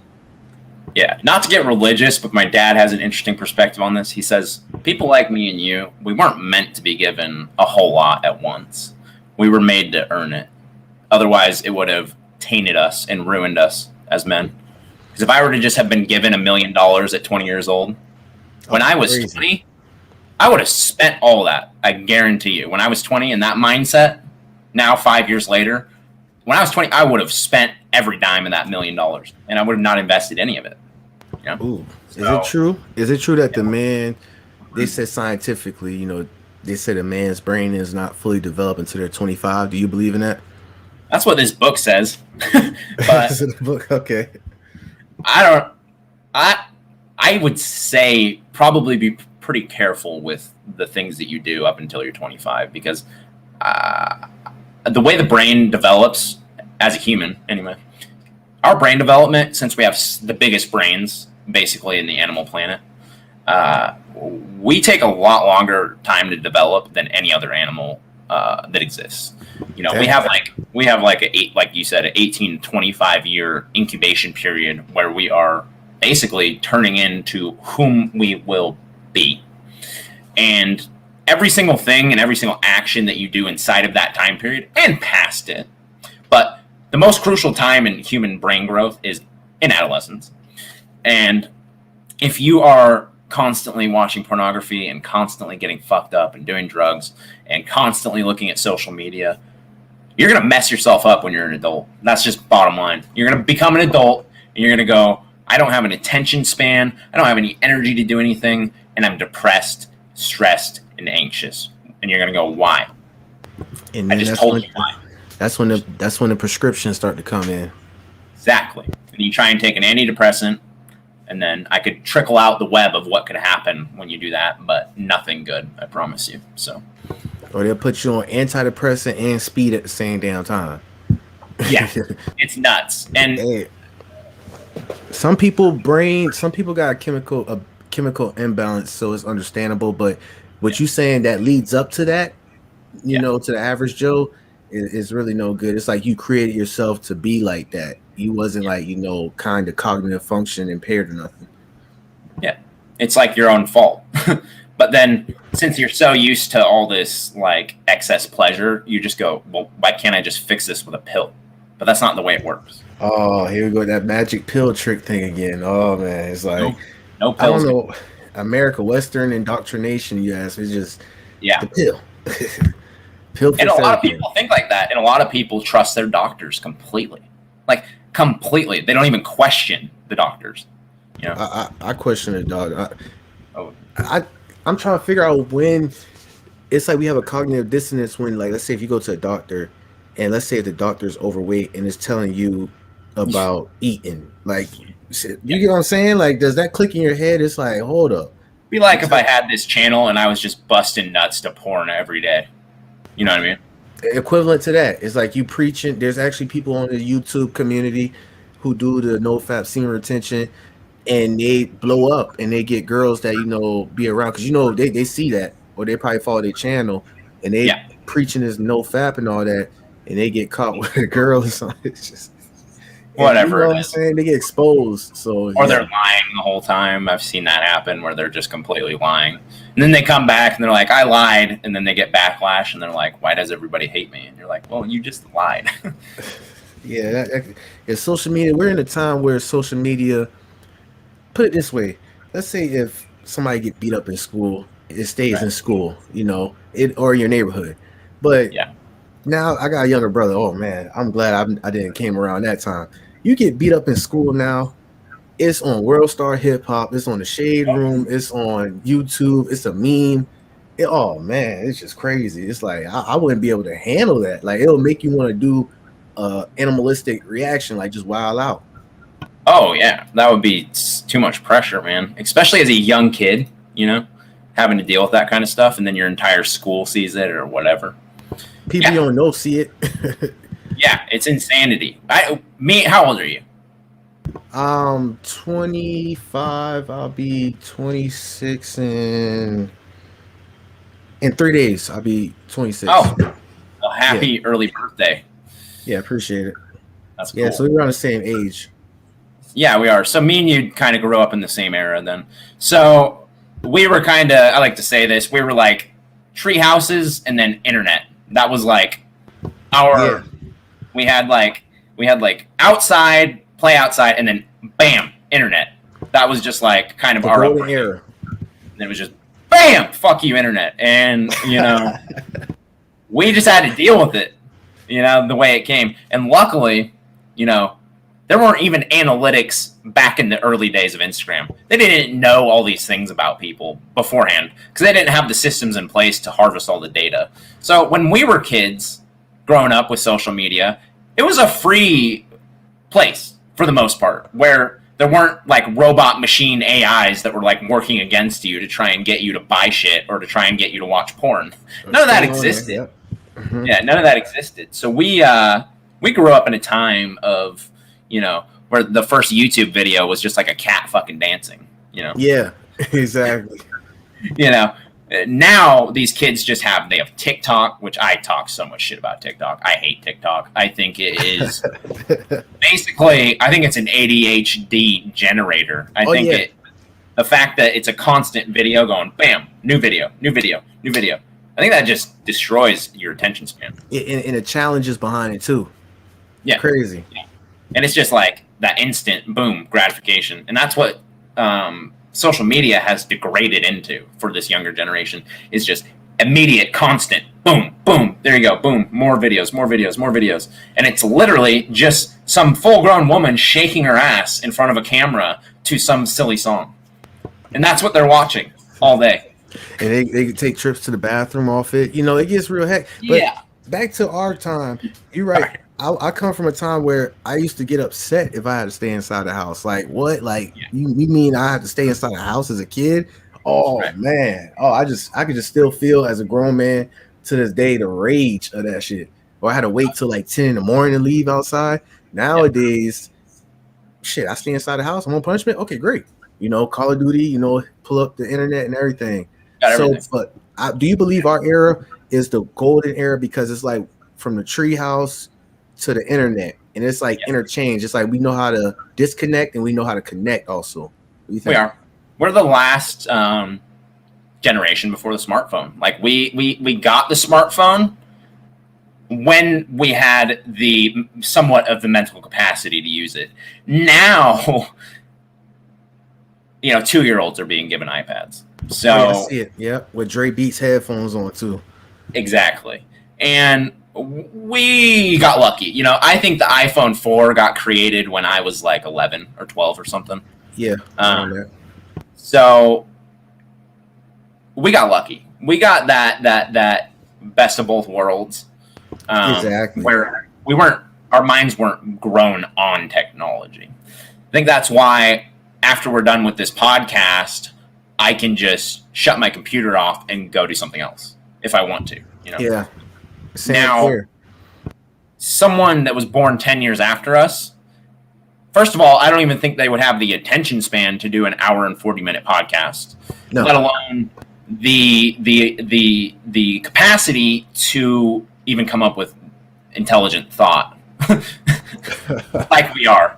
You saying the majority of them? Yeah. Majority. I'm grouping. There are obviously some that stand out, and there always will be. And, what it really comes down to these days is the parents either realizing what technology does to kids, but it's just like pornography. We don't really truly understand the effects of high-speed internet porn yet. We have not realized the actual effects until multitudes of decades down the line when we go, okay, this is bad. Like we did with cigarettes, where we go, okay, I guess we shouldn't smoke cigarettes indoors next to our babies. Okay. Or on the airplane, smoke cigarettes. Or on the airplane. That's going to be pornography decades down the line where we go, okay, maybe it's not healthy for everyone to watch porn. Oh, so you saying we're like the guinea pigs or generations, the guinea pigs of the porn thing till like 50 years. It's like, oh, wait a sec. You know what? That didn't work out. Maybe you should not go ahead and have instant access to stuff like that. I get it now. That's going to happen. Now, how fast that's going to happen is completely up to us. But I do see things like that happening. And I do see things like with the whole iPad and the 2-year-old situation where eventually they go, okay, technology is devolving child's brains. Don't give it to them until they're, capable of understanding the power that they hold in their hands, But so right now though, but that iPad for that child is like the new pacifier, if you ask me. Oh yeah. It's like a babysitter kind of too, because you can just turn on a little child game for them or whatever's on there for kids, and then they, are completely entertained. But are they learning? Or are they just staring at a screen? You kind of have to differentiate it. Are they learning how to live life, or are they just staring at a computer screen? That's deep. That's probably after some couple of scores going to have to pass by. 20 years going to have to pass by before we get the full answer to that. But as of now, it's good that we're shedding light on this. And it's an addiction, like same thing what this whole live is about is the adult entertainment addiction. Oh yeah. So let me see people in the comments. Oh, we got 8 up in here now. Just people just vibing out to it. But once again, though, definitely had a great talk with you. I don't want to hold up your time. Oh, you're good, dude. All I'm doing today, if you want to end it now, you can. But all I'm doing today is I'm waiting for my girlfriend to drive back from Montana. That's all I'm doing. How far is Montana from? Montana is It's a state adjacent to us. It's across adjacent. Oh, okay. Or did I use that right word? Maybe I did. But no, you used it. It's about 4 hours away. Oh, okay. So but for you, like, once again, going back to your success in the business that you started. Right. I mean, that's your business you got going on. Yeah. The books and the semen retention. What do you see yourself 10 years from now, actually? I don't think about it a lot because I do live in the present moment most of the time. But I can certainly come up with an idea for you. I see myself in 10 years, if society doesn't self-destruct, which I don't think it will. I see myself having I'll say it right now, the largest semen retention following on YouTube. Maybe not the biggest amount of subscribers, but I will have the most loyal subscribers. Okay. And in the semen retention community, I guarantee it. I'm doing some Kanye shit right now. I guarantee it.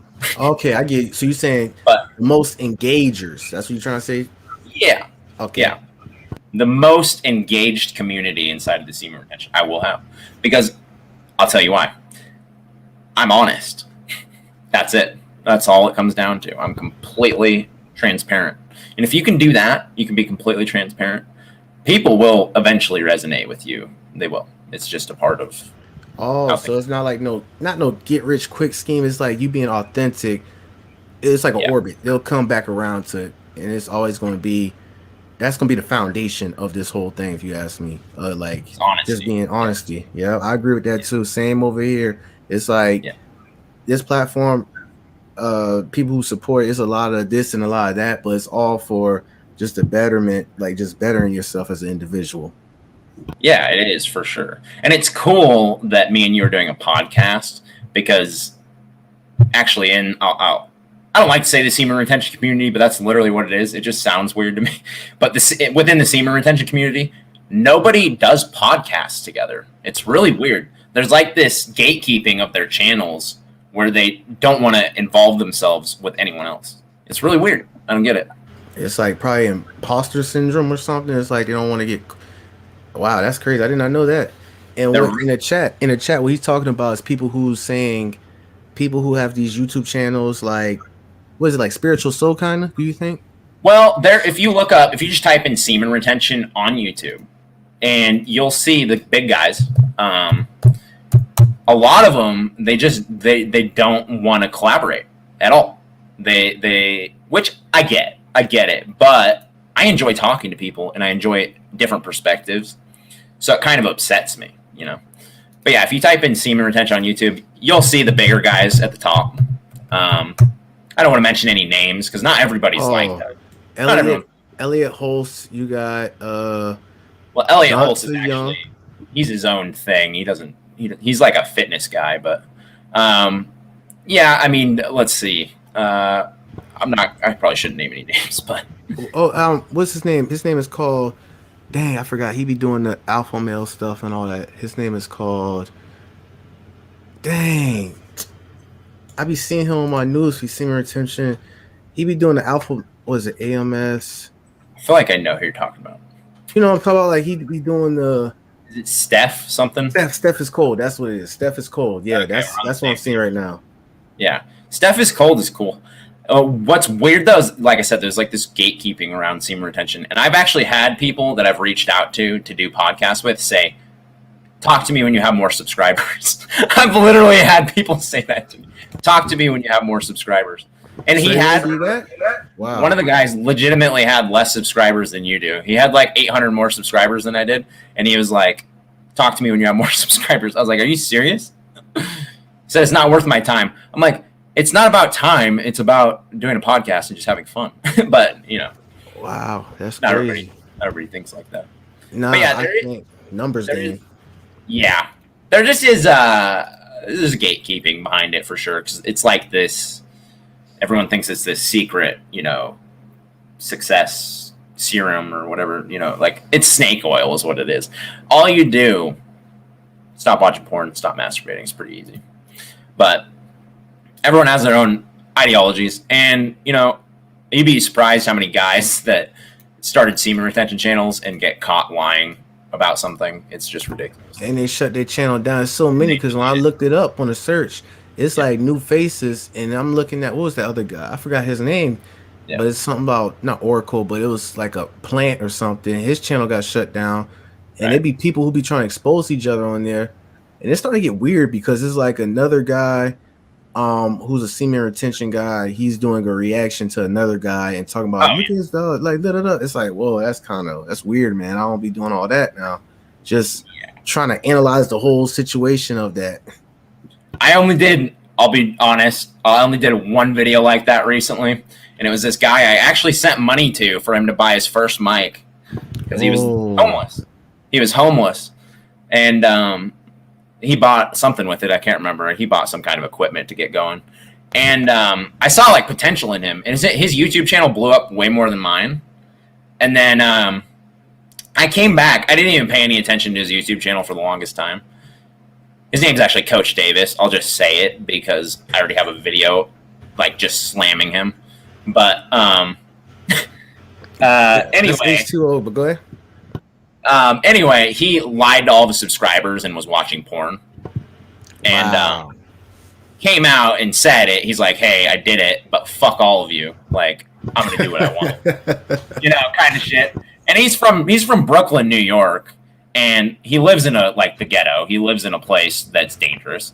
So you can tell that his personality is based off of where he lives. He's kind of like he's just aggressive, you know, overly. Yeah, I tell you, all New York, most New York people like that. I got a New York homeboy, terrible. They just talk mad, disrespectful. It's like I get it because you my homeboy, but I'm like, if you come down here talking like that SMD and all that, you gonna get stumped out. But that's just a New York thing, though.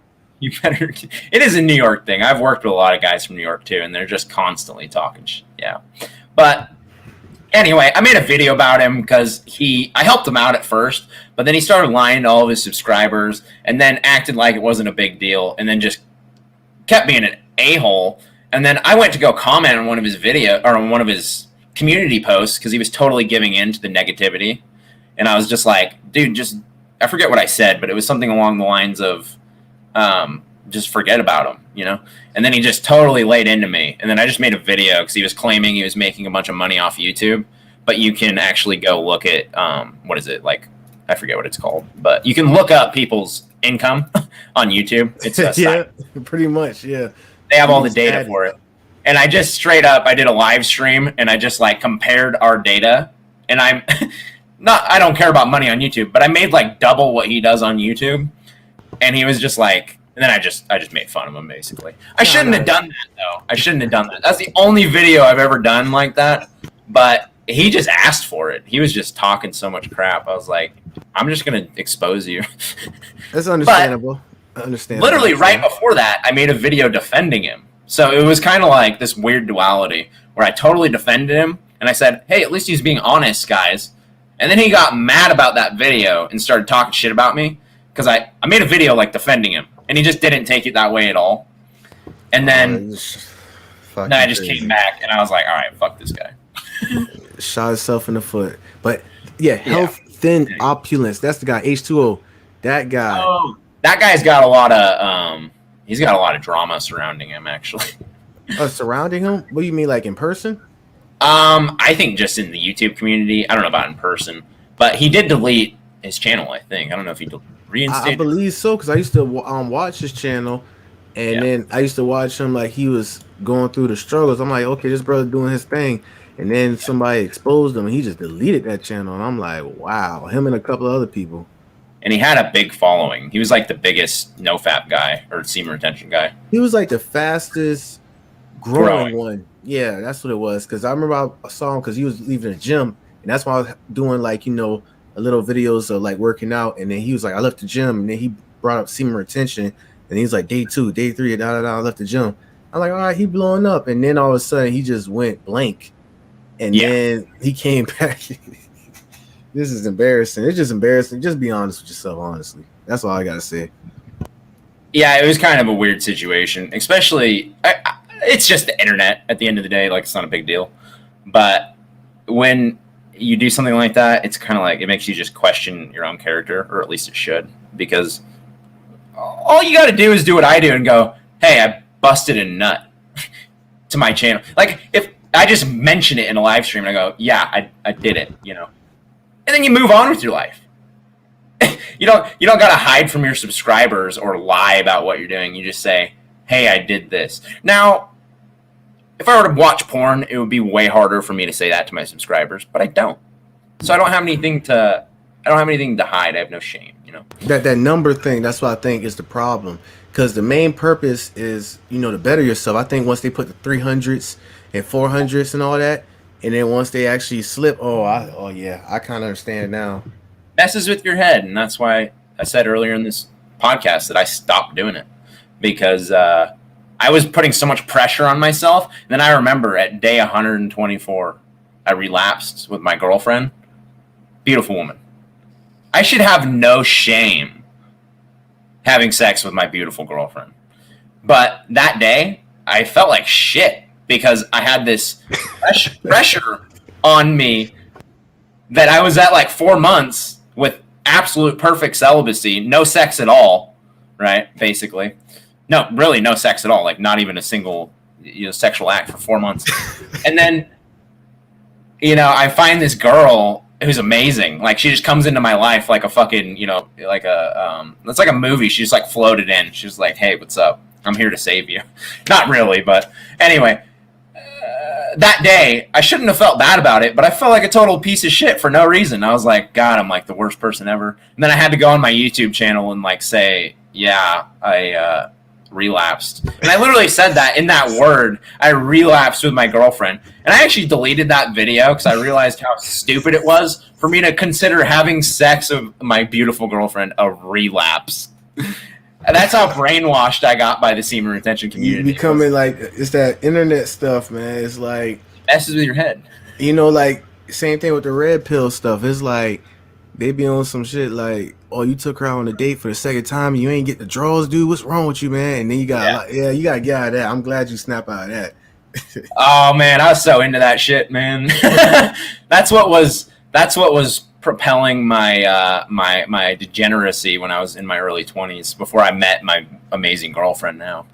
That's what was propelling it, was that red pill ideology where it was like, just manipulate women to get them to have sex with you. That's red pill. It manipulate women to have sex with you. That is red pill, 100%. And they look, you got some people who take it to extreme and they look at it like a damn manual to a goddamn bike or something. Like, a car with the manual. Okay, this is the part. I had took her out. I said she was I didn't say she was pretty. I didn't compliment her. Yeah. I did this and that. Why the heck I ain't in her pants? It's like, yo, like it doesn't work like that. It don't work like that. That's the thing. It doesn't work like that. So you're like, all these PUA guys, the approach guys, were like, just approach girls all the time. Like, just go up and talk to them. Like, no. Wait for them to come to you. Anyway. That's true. I'll tell you, we could go on and on about that. It's like, trust me, don't get twisted. I respect some people who, I guess, quote unquote red pill. It's like, I've seen people change their life for the better, but it's some people who take it to the extreme though. Yeah, it's like on some, they be like, it's kind of like, what's that word? I think, what is it, misogynist? I think that's the word where it's like, that's the word, misogynist. Okay. Yeah, it's like hating women or like degrading women. Yeah. Okay, yeah, both. It's like when they be like, all these women, women ain't shit. They be like, all these women are hoes and stuff, and then they start saying that, and you like, hold on, man, you changed, man. Right. Oh yeah. Yeah, and I learned a lot from it because Rollo Tomasi, I believe, has books where I can't remember the names of the books, but he has, I'll actually look them up right now just so I can actually confirm what his books are. So Rollo Tomasi, or no, that's the wrong guy. I was about to say, if you want to share your screen, I can usually do that for you. I don't even know how to do that on StreamYard. Oh, dang. I'm an OBS guy. I'm an OBS guy. Oh, OBS studio guy? Okay, I understand. Anyway, so it's Rollo Tomasi. He has the Rational Male series. And basically he explains hypergamy, which is women's constant desire to have basically a high status man in their life. But he also explains hypergamy really well in that book, and this is where red pill really did help me understand female nature and my own nature and why I do things. Because men always do things for who? Women, right? So we do at our core, Oh yeah, true. Part of our biology. Yeah, we do things to impress women. Whether that's our girlfriend or other women, and ourselves and other men. We do things to impress other people. But what it really explained to me in that was that all beings are hypergamous, not just women. Everybody at their core wants better and more, right? They want a faster car, a bigger house. Everybody does, not just women. And what red pill really made me believe was that women were just like that. And women just wanted more, and they would always want more, and they'd always want the better man, the better dick, the bigger penis, blah, blah, blah, blah, blah, the better looking guy. Then I realized, I looked inward and I went, isn't that what everybody wants? Like better and better and better. And then, I realized that women aren't evil. Because I thought before that, I was like, women are evil. I thought they were evil. And then I realized, no, humans are evil. Certain humans are evil. Okay, there we go. Now you're trying to bring it back to the modern ground with it, though, instead of like that, the ideology that it could be toxic kind of when people go. Because I'm gonna be real with you, there's some red pill people that I see, they transition their life for the better, but it's like a little small corner in their brain is off of some hurt or something that they didn't address, and I could see it. What do you think? I think that's 100% correct, and I think I was operating from that standpoint when I had sex with all those girls, because I was doing it purely from my ego. It was not to make a relationship with those women. It wasn't to, better their lives. I just wanted to fuck them and leave, And that was horrible for my own spirituality, too, because I was damaging myself in the... it was self-destruction is what it was in its purest, simplest form. I was harming someone else by, basically just taking advantage of them because I knew that I could, because I knew what they wanted because I was on Tinder. What is a girl doing on Tinder? She's trying to get laid. Obviously, I already figured all that out before I even got on Tinder. I knew exactly, what women wanted because I was submersing myself in red pill before then. And then I got on there and I was just feeding them what they wanted to hear. But then when I would get to the actual act and it would happen, I was only hurting myself and only hurting them. There was no, okay. there was no gain from it. So now when you have hurt inside of you, you self-destruct. So I do believe that a lot of that comes from a hurt inside of yourself that you are trying to fill a void with, but in actuality, you're self-destructing. That's right. And like for example, what you just said, self-destructing, it's like what Born Righteous said. He said they call everybody a simp. So if, like, let's say for instance, your girlfriend, you do something for your girlfriend, or you take her out on her y'all what is it called, a reunion, what do you call that shit, anniversary? Yeah, you take her on her anniversary, and then you probably post it or whatever, or somebody close to you be like, oh man, you a simp. It's like, hold on. Then I start looking at their background. So it's like, okay, let's say if they had a girlfriend in high school, a high school sweetheart that had smashed the damn football team while he was being faithful to her. That hurt right there made him not want to do right for a woman, like do good things, because he probably been giving her flowers and all that. So I think my assumption is that's why he's calling you a simp or all that. You get what I'm saying? I goes deep in that way. 100%. It comes from a damaged place with your relationship with women. And like I said, that came from my upbringing with my two sisters and my mother. And to this day, there's still disconnect between me and my sisters because they see me as this, somebody who I'm not. They see me as whatever my mother told them I was.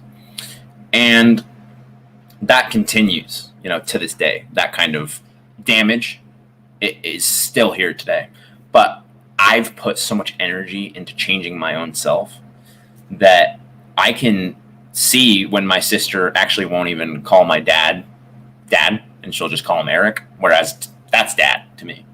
I love my dad. I get it now. Oh, it's like you could see where the hurt was imprinted on them. Oh yeah, dude. Looking back now, I'm just sitting here going like, you were brainwashed, and you still are brainwashed because they love my mom, and I don't talk to my mom.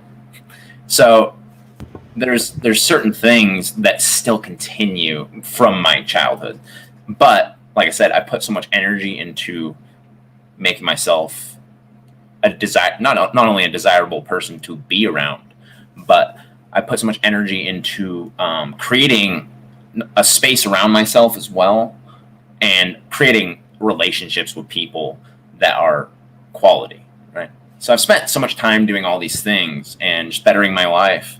And once you do that, basically you just let other people recognize that that's happening. And as long as it takes for them to come to that realization and really treat you with respect or whatever it is, even if it's your own family, like my two sisters, they don't respect me.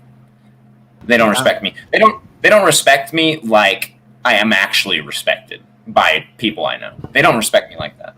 So, okay. You know what I mean? As long as it takes for them to get there, or whatever I do in my life, that if they finally come to that situation where they go, oh my God, my brother was right. My mom did brainwash me. Oh my God, my brother's not a bad person. My dad's not a bad person. It's going to take them maybe a decade. I don't know how long, but I can't force that realization on them. I can't. So I understand. Yeah. I'm gonna piggyback off of that. It's the fact that since you better yourself, you could actually, it puts a different lens on, in your view. You can actually see where the brainwash was at. You can actually see that yourself was brainwashed, and you could kind of accept that. You actually not getting intentionally mad at them like, oh, why you're not getting it? You actually understand. And whether it be 10 years that they don't get it, or let's just say they don't get it at all. I hope not to say that. It's just the fact that you better yourself and you understand, the situation. So that's mad props to you about that. Yeah. That was just being the oldest sibling, I think. Just having to really see everything and deal with it, So I kind of just had to be a leader, I didn't have a choice. And, I don't regret anything in life, but if I could have done something different, I would have been there for my sisters a lot more. But I was so wrapped up in all of these things, like not only pornography, I was a drug dealer. I didn't mention this to you. I was a pothead, you know. There were so many. I was a bad kid, you know, and I wasn't there for my sisters, and that's probably why they resent me to this day. But those times are so far behind me that they have absolutely no reason to treat me like that person, because I am not that person anymore.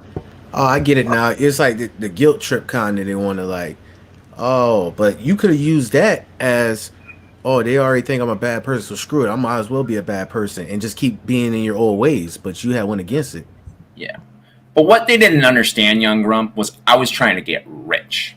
Okay? And that started with me selling drugs, because that was the only way that I saw at that time in my situation that I could make money as a kid.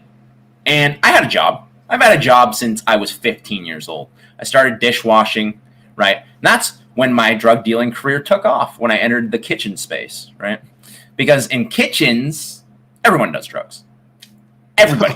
I just learned something new just now. Okay. In kitchens, like Golden Corral type stuff. Any kind of kitchen, high class, low class, they all get fucked up at work. Snap. At work too. At work. It's some kind of okay. I got a book for you to read if you want to really understand the depravity of restaurant life. You know Anthony Bourdain? You know who that is?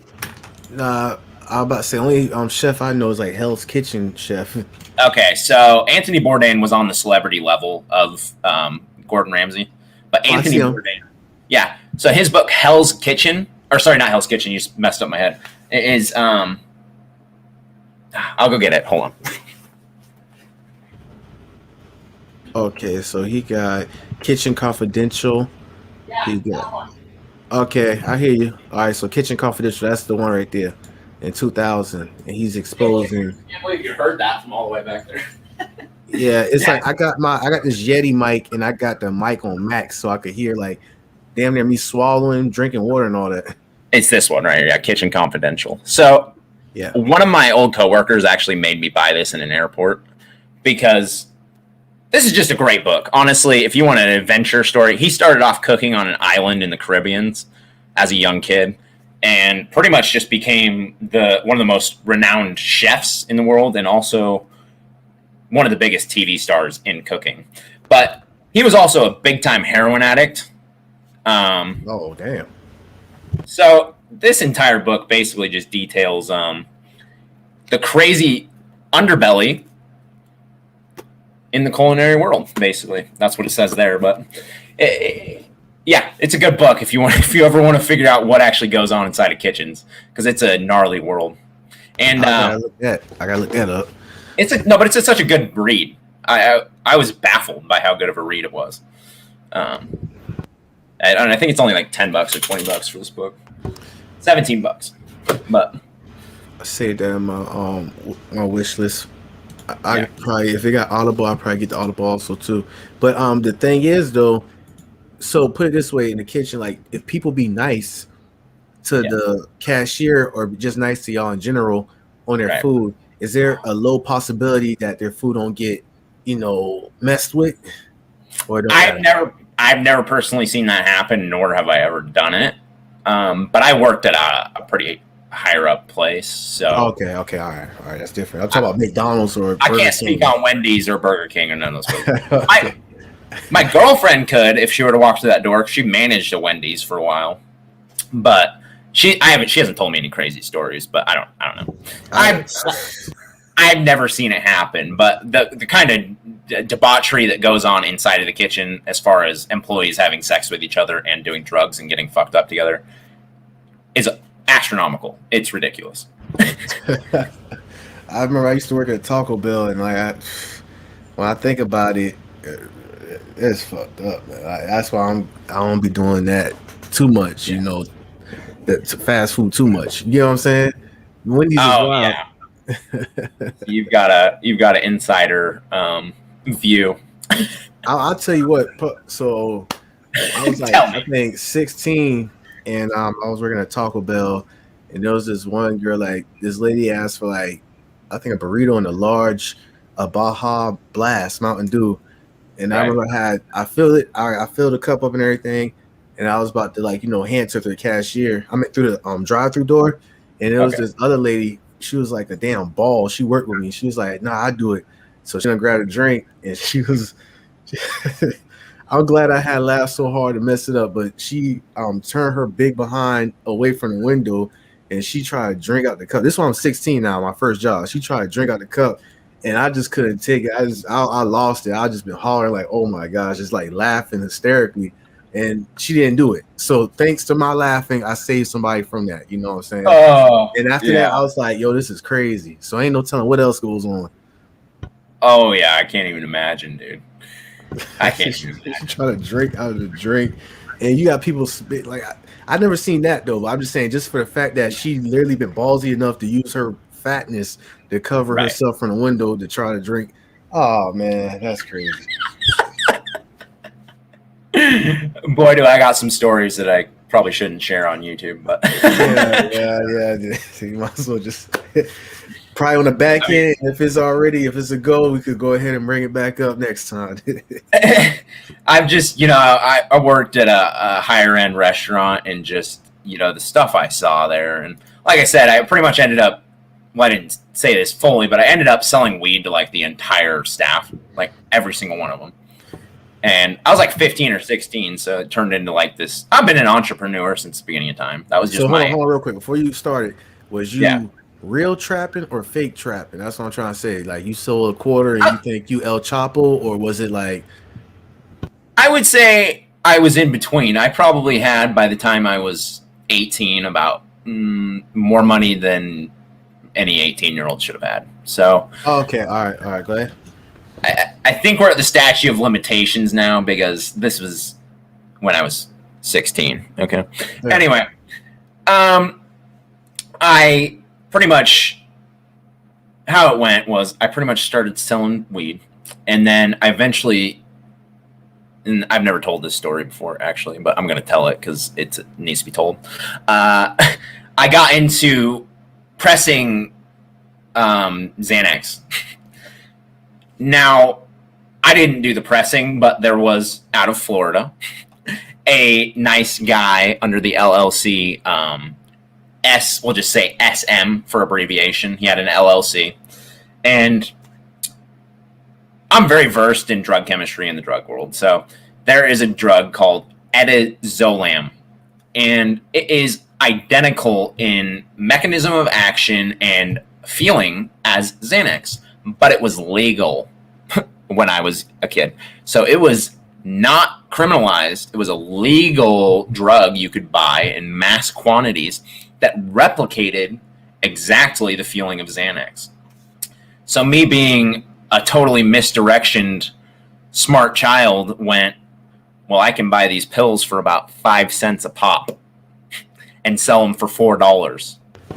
You know the percentage? Do you know the percentage of profit on that? It's in the tens of thousands of percentage on profit. And I started doing it.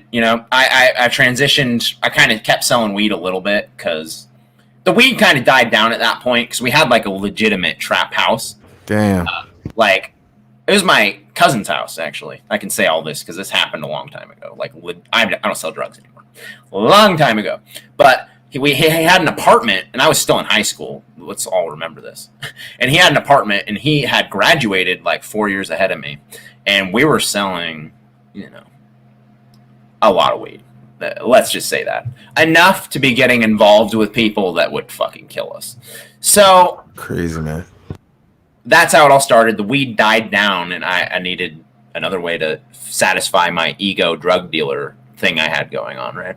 Because that's what it was. It was like I was getting attention from girls, all these things, even though I wasn't sleeping with them because I was a fucking porn addict, right?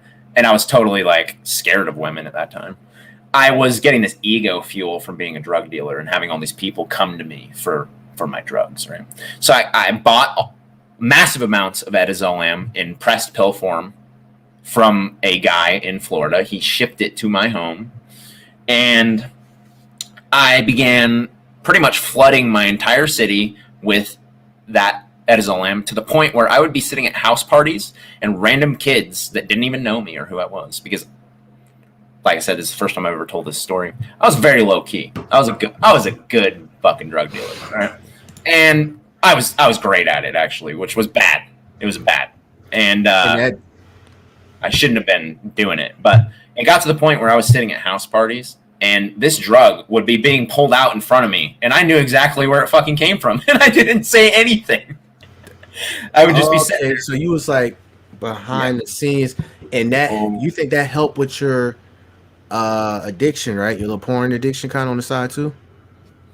You think it helped with it? Is that what you're asking me? Yeah, like did that somehow piggyback off it? Like, okay, I'm slinging all this dope, and I just how does that go intertwine?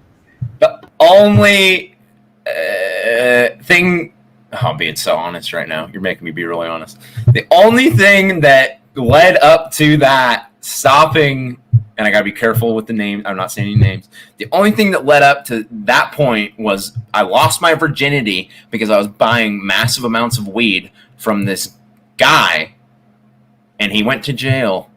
And his girlfriend, I was at a house party, and she just jumped my fucking shit and just literally dragged me by the neck into a room because everybody knew I was a virgin. Like I was in high school. Yeah, you had me nervous now. Just now, I was like, oh shit. Nah, she didn't try and the way you broke it down. No, the way you broke it down, you was like, I lost my virginity, and then you said guy, and I'm just like, oh shit, man. No. So okay. Boyfriend who I was buying weed from went to jail, right? Because she sent him to jail. Okay, this is the kind of world I was involved in, just degenerates, right? So she claimed that he beat her or something. So he went to jail. I was at a house party at her house that she was throwing, and everyone knew I was a virgin. It was like my friend Jack, who was basically my sidekick, or I mean, probably he thought I was his sidekick, but I was the one running the fucking show. Anyway, he would tell everyone, he's like, Kyle's a virgin, because he would always try and get me laid. And then she literally, like a demon, like grabbed me, dragged me into her room, and just started fucking me, like just straight up. So you've been raped. That's pretty much what you're saying. Pretty much. And but leading up to this is how I realized I had a porn problem. You know, because she got on top of me, and you know I should have gotten aroused regardless of the situation. I didn't at all. You know, so she was actually that girl, and I continued to do this for like 5 or 10 times until homeboy got out of jail, and then I dipped. If this is the kind of shit I was doing, okay, I'm being honest. If after the multiple sessions, it never worked. Like it just didn't work for me, and then after that, I had the realization. I was like, "Holy shit, I'm a porn addict." It's so weird how out of all that BS and all that craziness, that it's weird you mentioned that question too. That came out of it. Out of all that, all of my self-destruction, all of my actual destruction, because Xanax makes people black out, actually. Oh yeah, and trust me, autopilot. Yeah, it's a horrible drug to do, and I was just a murder off that. You gotta be careful. Oh, yeah. I had, what stopped me really from doing that was I had a few kids go out to house parties because we have a lake right next to us. And I started getting people telling me that kids were driving cars off cliffs. And I was like, right. That's when I just cut it off, and I literally flushed everything. I just said, fuck this. I got rid of it all because I realized that I was becoming not only probably a big eye in the law, which I was. I mean, oh my God, I got some stories, bro. But I just realized that I was hurting people, and I stopped. So good things came out of my bad. They did, finally. But silver lining, pretty much. I'm not a perfect. It is, but I'm not a perfect person, and there's reasons I did all those things, that I don't fully understand. And part of it was ego. Part of it was lack of a father figure. Part of it was lack of a good household that I grew up in. Part of it was my own doing, Oh, dang. See, but all that collage, I call it, created, your habitual ways, damn near create a whole different person, a personality of you, and you going against that grain. Look at you now. So yeah, that's like a redemption for you.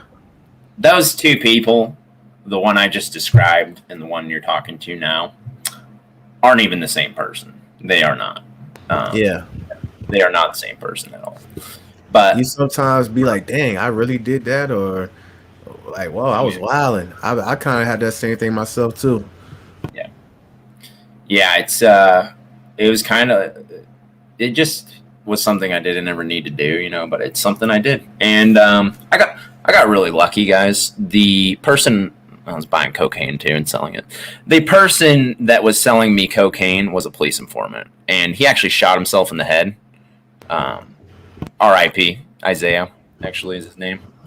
And he got pulled over for a DUI by the Coeur d'Alene Police Department, and ended up being turned into a snitch.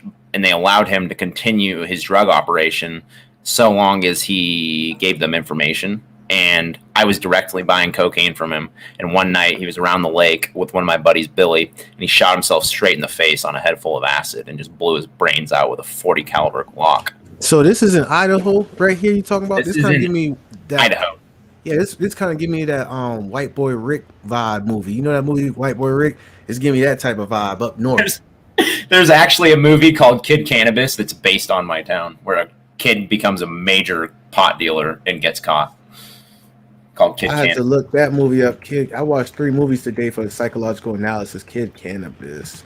I had to watch that movie also too, because this channel is based around movies and personal events too. Oh, okay. Yeah, and funnily enough, not funny, but the guy that from Kid Cannabis got out of prison, had a bunch of money buried, bought himself a nice house downtown where we live. Everybody was like, oh, obviously we know where the money came from. He got shot in a bar like 20 minutes north from us for fucking being an asshole. Someone just straight shot him.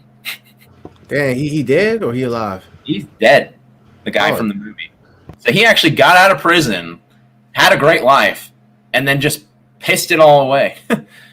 Yeah, so I'm about to say your background, you had rough, situations, informant situations too. Glad you're not doing that no more. It's like everybody has a crazy little upbringing in life, not most of them kind of that you don't judge a book by its cover type stuff. So your situation damn near is like a movie type situation, and it kind of is in a way.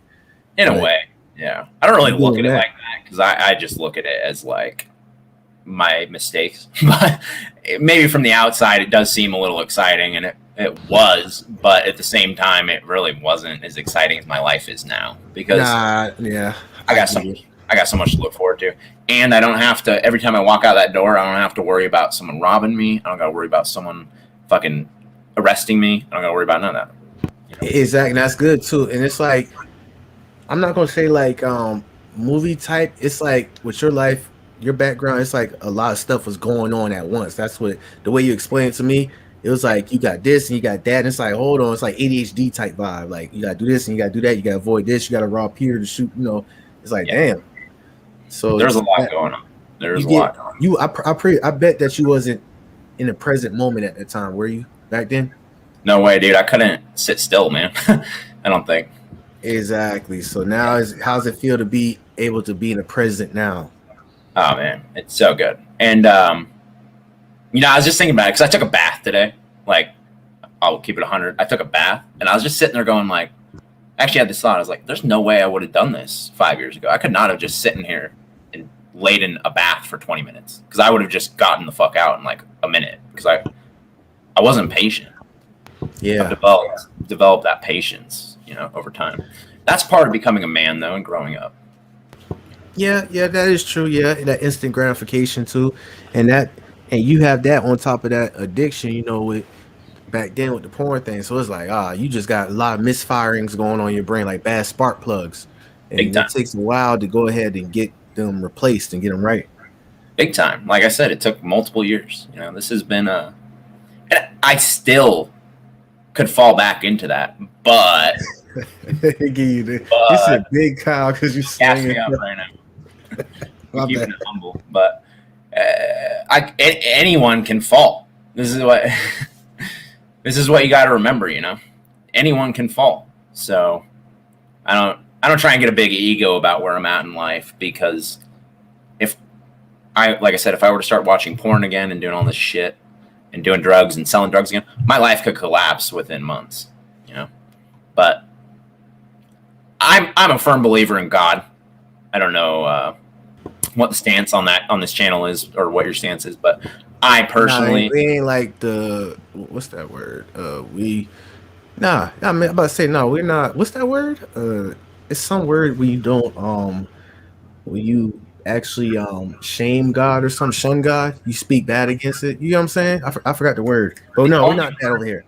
the only word I can think of is not the right word. I don't think. Yeah. Is it bigot? Nah, it's something else. But no, we're none of that though. We definitely open-minded. Yeah, you don't have to. Yeah. So I believe in God. Now, do I believe in everything that Christianity has to say? Hell no. Christianity is a tainted religion, just like every other religion. I don't attach myself to religion. I just believe that there is a higher power, and Christians hate when you use this word higher power. But I believe that there is a higher power that is looking over me, that takes care of me, because I've been in so many situations where I should have been shot in the fucking face, and I was not. So okay. I believe in a God, truly, and that keeps me, Bible thumb. That keeps me in my moral guideline, I would say. But morality really does come down to your own personal choices. It doesn't have to come from some bigger place, But for me, it's something that I just know I have something there for me. Whether that is, personal or impersonal, I just know that there is something that helps and guides us, whether that be a God or our mind or whatever it is. But there is something pushing us. There is something that brought us together tonight to talk, There was a reason you saw my live stream and you actually clicked on it. And then not only clicked on it, said, hey, let's do a podcast. Yeah, I've been following you for on your subscription for almost damn near over a year. Yeah, but it just happened. I'm subscribed to you, but I don't see your videos pop up. The only thing I saw popped up was a live, and I'm like, oh yeah, because I'm like, that's crazy, that's weird. I guess the algorithm didn't click in, and it's just crazy how boom, boom, boom, it just happened like that. And we definitely needed you to come on here and talk about the importance, because you got a lot of chips, you got a lot of supporters on here who has an addiction around porn, and we got to address that. Yeah, a lot of chips. Do you know him? Is he like a normal subscriber, commenter? Oh yeah, he's a normal subscriber. He's a normal supporter. Definitely. So I'll answer this question. How do you do it? How do you stop watching porn? What really I realized was, and I think I've already said this before on the stream in multitude of ways, but I realized how messed up the porn industry is, number one. I realized, number two, that I was being tricked into doing something that felt good for about 5 minutes and then completely messed up the other 24 hours of my life. I realized that 5 minutes of pleasure was me pretty much dumping out all of my energy into the sink, into a tissue, into my fucking belly button, into wherever you're doing it, right? I thought you was about to say sock, but you said some other stuff. So, I mean, okay, keep going. Whatever you're doing, man. And, it's not worth it, because do you want to be somebody that is looked up to by people? Do you want to be a role model? Do you want to be somebody that people want to be? Do you want to be somebody that is, like a model, a figure, like somebody that is looked up to? Do you want to be that person, or do you want to be somebody that is, used as an example of what not to be? Oh, okay, I get it. Yeah, it's up to them. Yeah, it is up.